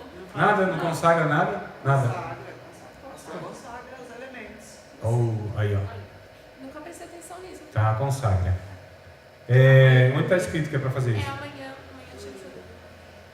Lugar nenhum, o senhor já disse isso daí, eu fiquei cabulada. Né? Errado então? Tá errado que ele está na Bíblia. Calma que eu só estou pegando aqui os símbolos, mas olha só, percebam, amados, como tem uma série de ensinamentos que a Bíblia não ensina, e a gente está falando aqui de significados, né? Então se você pega elementos que têm seus significados e você tem um ato, faz alguma coisa, então você está acrescentando significado àquilo também, não é isso? Então o que é o suco de uva?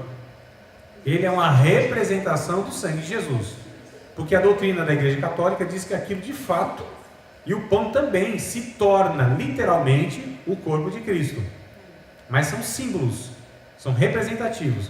Então o pão simboliza, representa o corpo de Cristo que foi partido por nós. Da mesma forma o sangue, ou vinho, né? Aliás, não é nem falado, tome este vinho, ou tome esse suco de uva, o fruto da vide.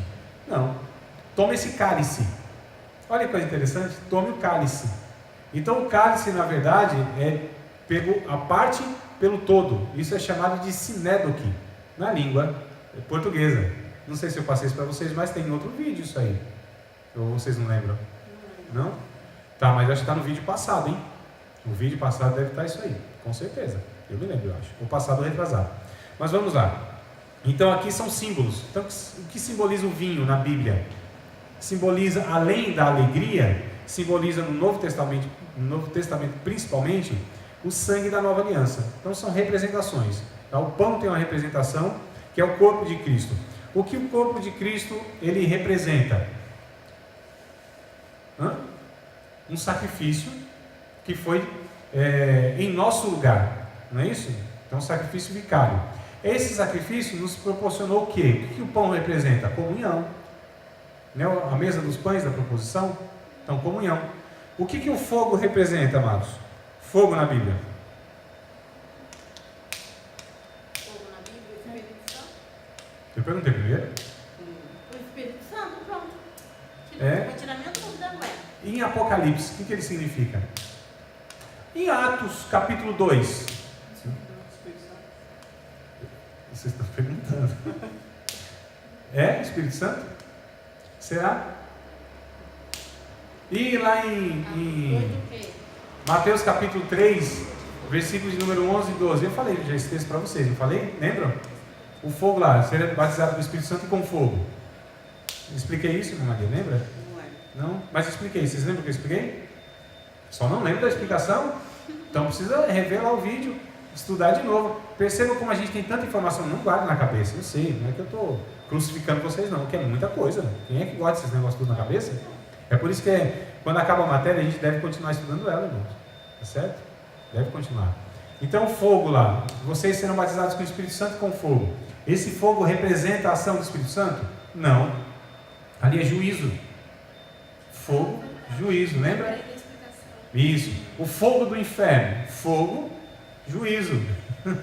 Então, há símbolos, que eu estou dizendo que há símbolos que representam algumas coisas, mas não em toda a Bíblia. A gente tem que ter cuidado com isso, tá? A água, por exemplo, tem seus significados na Bíblia. Né? Tem as suas representações na Bíblia. Pode representar a purificação, de fato, como eram os rituais no Antigo Testamento. Aliás, o batismo. O que é o batismo? O batismo que é onde a pessoa ou é imergida na água, ou a água é jogada sobre sua cabeça. Cada igreja vai ter o seu ritual. Qual está certo, irmãos? Todos? Não tem nenhum errado. Porque a questão ali não é a forma que se faz, é o que é ensinado naquilo, não é a forma. Então, os presbiterianos dando chuvisco lá na cabeça da pessoa, eles não estão sendo antibíblicos, e os pentecostais afogando a pessoa lá, tá certo? Não tem forma. O batismo, na verdade, tem um significado para além disso. O batismo, na verdade, é só uma representação externa do que internamente aconteceu. E aí? Sim. Tira a minha dúvida. Sim, Jesus foi. Mas e os outros? E como foi batizado? João foi lá, Imersão. foi assim? Não sei.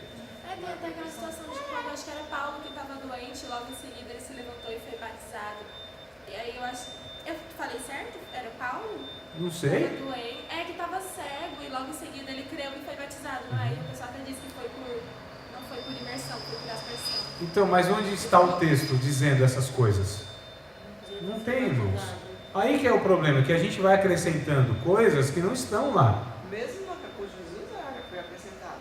Sim. Diz que ele saiu da água, mas é lógico, ele estava na água. Se eu piso o pé na água, se molha o meu dedão, eu estou na água. Se eu saio dali, eu saio da água. Não quer dizer que eu saí da água porque eu estava totalmente imerso na água.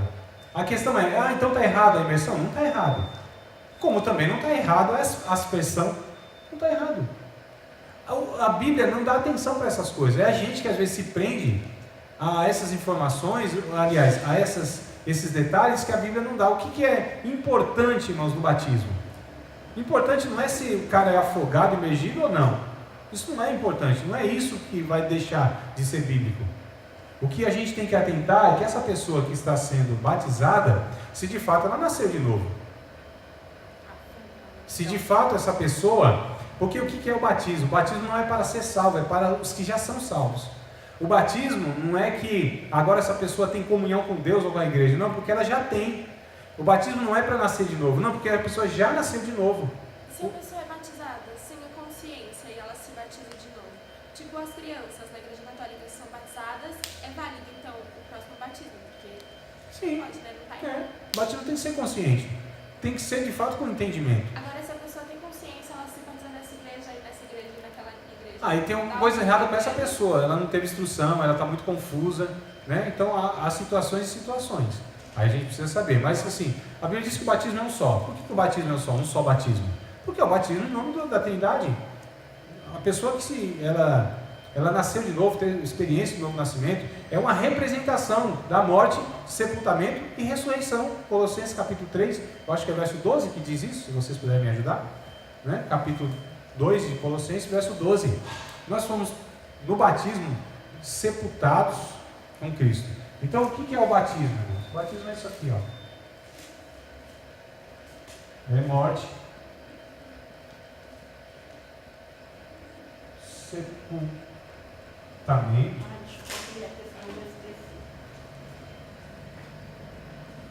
ressurreição.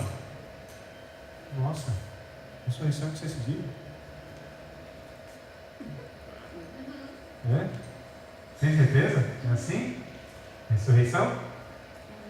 Tá bom. Então isso aqui é batismo, irmãos, ó. É a representação. É a figura. É 2 e 12 vezes de Colossenses, é isso? Morte, sepultamento e ressurreição. Isso aqui é o que? É uma declaração pública. Declaração pública. Um ato externo daquilo que internamente aconteceu. A pessoa já morreu com Cristo, já foi sepultada com Cristo e vive uma nova vida. Isso aqui é a representação. 3:12. 2 e 12 de Colossenses, não é? Sepultados com ele no batismo. Isso, exato. Então, o que é o batismo? É a representação disso, é uma representação, irmãos. Agora tem que ser feito no nome da Trindade. E isso é exigência bíblica. Então, foi batizado no nome do Pai, do Filho e do Espírito Santo? Aí sim. Agora, a forma não é o problema, tá certo? Cada igreja ela vai decidir da forma que é feito. Se você pertence a uma igreja que batiza por imersão, não vai ficar brigando lá, porque dizer não, é aspersão. Ué, e vice-versa. A interpretação desse imersão seria justamente por causa dessa regra em si, tipo, morte e ressurreição. São tradições de denominação. Só isso. Tradição, aí uma vai tentar explicar, a palavra batismo quer dizer imersão, mas também se a gente pega, mergulhar, né? Se a gente pega aqueles que batizam por aspersão, eles vão ter explicações bíblicas também. O que eu estou colocando aqui é que essas coisas são detalhes que a gente não vai ficar brigando, se prendendo, porque é perda de tempo, tá certo? E vai causar desavença, isso é fato. E aí é complicado quando a gente se prende a algumas coisas a ponto de gerar conflito e tal. Mas a questão é, o batismo então, né? Só dos símbolos. Então a água significa pureza, representa a palavra de Deus também. Água, lá em Apocalipse, o mar que se apresenta lá são as nações. Tanto é que duas bestas, uma emerge da terra e outra do mar. Que o mar simboliza ali, os rios ali, a água, simboliza as nações, as pessoas. O que eu estou colocando para vocês é que existem vários símbolos, e esses símbolos nem sempre quer dizer a mesma coisa em toda a parte da Bíblia. Tá certo? Outro símbolo que tem é o vento. O vento representa o quê? A ação do Espírito Santo, não é? Na vida das pessoas? Também. A ação do Espírito Santo, os mensageiros de Deus, que diz que os mensageiros de Deus são ventos, os anjos são ventos. E diz também lá em João capítulo 3, vai dizer que todo aquele que é nascido do Espírito é como o vento, que é soprado, né? O vento ali é aquele que é nascido pelo Espírito, ele é soprado por Deus. O vento ali não é o Espírito Santo, embora a palavra Espírito queira dizer vento.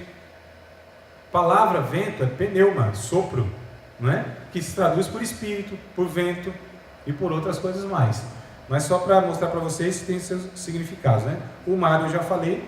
Linho fino, lá em Apocalipse a gente vê que é uma representação.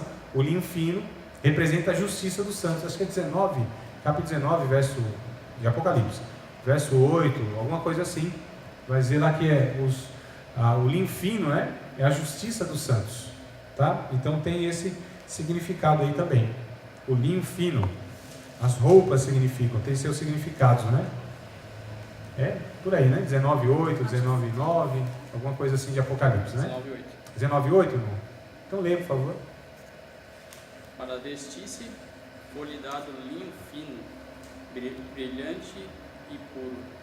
Isso, que são a justiça dos santos. Eu acho que é o verso seguinte, então. O linho que explica. fino são os atos justos dos santos. Isso. Olha só, então o linho fino tem essa representação. Tem muitas outras coisas, só estou trazendo algumas aqui para a gente ter uma noção que algumas coisas que são representativas, alguns simples seus significados. O chifre, irmãos. Chifre. As pessoas, o chifre representa poder na Bíblia, tá certo? Cuidado com a sua aplicação, né? Que eu vi um dia, irmão, querendo aplicar assim, receba aí o chifre. Se chifre é poder, né? Receba o chifre e tal. Na sua cabeça vai ser um negócio mais complicado. Tem uma conotação diferente aqui no Brasil, né? Então, chifre. E chifre, por que chifre representa poder? Por conta do boi. É o chifre de boi mesmo, chifre de carneiro, chifre de boi. Esse mesmo chifre é chamado de vaso no Antigo Testamento. Também de chifre, mas vaso. Que às vezes a gente imagina assim, nossa, quando o Samuel foi ungir Davi, e derramou sobre ele, né? Ungiu. O que a gente imagina? Foi um vaso, né? Não, foi um chifre. Chifre, onde era colocado azeite. O chifre tem aquele formato cônico, não tem? Então, oco, eles colocavam azeite, e aquilo representava, o azeite inclusive representava a própria ação do Espírito Santo. O azeite era o combustível que mantinha o candelabro, né? Aceso, o fogo aceso. E aquele candelabro inclusive representava também o Espírito Santo. É por isso que o azeite no Novo Testamento é recomendado para que o doente seja ungido com azeite. Porque representa o azeite o poder curador do Espírito Santo. Porque o azeite era usado, inclusive, para untar feridas. Era terapêutico. E era derramado, inclusive, também o vinho, porque esterilizava. Então, vocês percebem, irmãos, a questão dos significados, das aplicações que tem. Então, a gente precisa ter a noção disso para que a gente aplique, né? Porque se a gente não entende, não observa certo, não interpreta certo, a aplicação vai ser errada, tá certo? Então a gente precisa ter todas essas noções aí, então do chifre e tudo mais. Deixa eu só falar desse negócio de Deus, voltar, né? Na verdade, Deus tem olhos, Deus é assim, assado. Quando a gente lê Apocalipse capítulo 1, vamos ler o texto rapidinho, nós só temos 5 minutos, para a alegria de alguns, só temos 5 minutos. Ai, pra mim, alegria pra mim. Que vai acabar a aula, né? Glória a Deus. Pastor, mas eu tô jogando lá no meu quintal, eu preciso ir. É, minha amada. Mas preste atenção aqui, tente desfrutar daqui, não se preocupe com lá. Quando acabar aqui tá bom? Senão a gente se enrola todo, né? Se está um corpo presente em um lugar e a cabeça em outro, aí não aproveita nem uma coisa nem outra. Porque me ligaram no sábado assim? Sim, mas depois a gente ora pela situação, tá bom? Capítulo 1 de Apocalipse, eu vou ler desde o verso já direto, né? Para a gente ganhar tempo então. Verso de número 12. 12? Não, Apocalipse capítulo 1, versículo 12. E virei-me para ver quem falava comigo, e virando-me vi 7 castiçais. Olha só, 7 castiçais. E no meio dos 7 castiçais, um semelhante ao Filho do Homem, vestido até os pés de uma veste comprida e cingido pelo peito com um cinto de ouro. Sua cabeça e cabelos eram brancos como a lã branca, como a neve, e os olhos como chama de fogo, e os seus pés semelhantes a latão reluzente, como se tivesse sido refinado numa fornalha, e a sua voz como a voz de muitas águas. E ele tinha na sua destra 7 estrelas, e da sua boca saía uma aguda espada de 2 fios, e o seu rosto era como o sol, quando na sua força resplandece. E eu, quando o vi, caí a seus pés como morto. E ele pôs sobre mim a sua destra, dizendo-me: não temas, eu sou o primeiro e o último, e o que vive. Fui morto, mas eis aqui estou vivo para todo sempre. Amém. E tenho as chaves da morte e do inferno. E escreve as coisas que tens visto, e as que são, e as que depois dessas hão de acontecer. O mistério das 7 estrelas que viste na minha destra, e dos 7 castiçais de ouro. As 7 estrelas são os anjos das 7 igrejas, e os 7 castiçais que viste são as 7 igrejas. Então olha um recheio que tem aqui de simbolismo, não é? Jesus aparece aqui nessa visão como um ser que tem um rosto como o sol que brilha ao meio-dia, os olhos como chama de fogo, da sua boca sai uma espada aguda de 2 fios, o seu cabelo era branco como a lã, como a neve, né? Seus pés como tivesse sido refinado numa fornalha, reluzente, né? Estavam os seus pés. E na sua mão 7 estrelas, e ele estava no meio de 7 castiçais. De fato, Jesus é exatamente assim? Literalmente assim? Essa é a aparência de Cristo? Na glória, na eternidade, glorificado, cheio de majestade? Sim ou não? Sim. Tá aqui. Não sei. Ai, gente. Não, isso aí o pastor tem que responder pra gente. Eu perguntei. Desde que vocês têm aprendido até aqui, principalmente na aula de hoje. Sim. Não. Por que não? Porque o senhor disse que não tem nem braço nem perna. Talvez aí nos dê assim talvez uma base para afirmar. Mas tem outras questões aqui que a gente afirma. Quando aparece essa palavra como, era como, isso é semelhante, é parecido, não é exatamente. A gente chama isso na língua portuguesa de símile, aquilo que é semelhante, tá certo? É parecido. Então, o que nós temos aqui nessa terra? Quando João descreve o Apocalipse, como que ele descreve? Ele viu coisas celestiais, mas ele precisou escrever isso. E ele precisou pegar aquilo da sua experiência de conhecimento, não é, irmão? Porque como era o rosto de Jesus? Era como o sol que brilha ao meio-dia? Não, muito mais. Então, do mesmo jeito que Deus se humilha para transformar o conhecimento dele numa forma, numa mensagem humana, Transmitir. Transmitir. Então, João também teve que, diminuir a glória de Deus para que a gente entendesse. O que ele descreveu, como ele descreveu, é infinitamente inferior e menos daquilo que de fato é na realidade. Primeiro, porque João não tinha capacidade de transmitir aquilo, porque ele nem tinha linguagem humana. Como que ele ia descrever? Como que você descreve Deus na sua glória? Como? Exatamente, eu estou falando exatamente. Não tem como, irmão. Impossível. Não tem como. Ele é muito mais sublime de tudo que existe na criação. Nosso sol ao meio-dia é uma luz assim que cega os olhos, não é? Mas o brilho da glória de Jesus é muito maior do que o sol. O sol se envergonha diante da face de Jesus. O sol é ofuscado, irmãos. O sol é obscuro. A glória do sol é infinitamente inferior à glória do brilho do nosso Senhor. Mas o que João tinha era esse solzinho de quinta categoria para explicar o reflexo da glória. E os olhos de Jesus, vocês acham que é como chama de fogo? Por que pegou o fogo, a chama? Porque é penetrante, né? Um olhar penetrante. Então a chama de fogo que penetra, que consome todas as coisas. Mas o olhar de Jesus é muito mais do que qualquer fogo nessa existência pode penetrar e consumir. E a fala de Jesus, a palavra de Jesus, ela é muito mais penetrante do que uma espada que pode penetrar, uma espada de 2 fios, muito mais penetrante. Mas é a descrição que ele podia dar para a gente. É a linguagem que a gente tem. É o que nós conhecemos e temos capacidade para absorver. Mas é infinitamente inferior. O que João descreve o céu, a eternidade, Deus e sua glória, quando a gente chegar lá, a gente vai ver, nossa, João, você foi ruinzinho na descrição aí, hein? A gente vai falar assim, não, meu irmão, é o que eu tinha também. Quando cheguei aqui, eu vi que o negócio era muito maior. É pedir por hoje. Pedir para hoje, exatamente. O que eu estou dizendo, irmãos, é quando aparece como, esses símbolos, tudo isso é uma representação parca, é uma representação bem como um espelho por enigma, que Paulo vai dizer. Lá é infinitamente mais, Deus é infinitamente mais, tudo é muito mais. Então quando ele diz assim, as ruas são de ouro e de cristal, aquela coisa toda, a gente imagina já o ouro, né? Mas quando chegar lá, irmãos, nossa, é muito mais glorioso do que talvez aqui fosse assim, o ouro. Imagina, tudo dourado aqui, ó, brilhando assim. No céu, infinitamente muito mais glorioso, muito mais bonito do que esse vil metal que é o ouro, que para nós é uma coisa assim que tem um valor absurdo, né? Eu vi no vídeo da aula passada que você passou, Sim. aí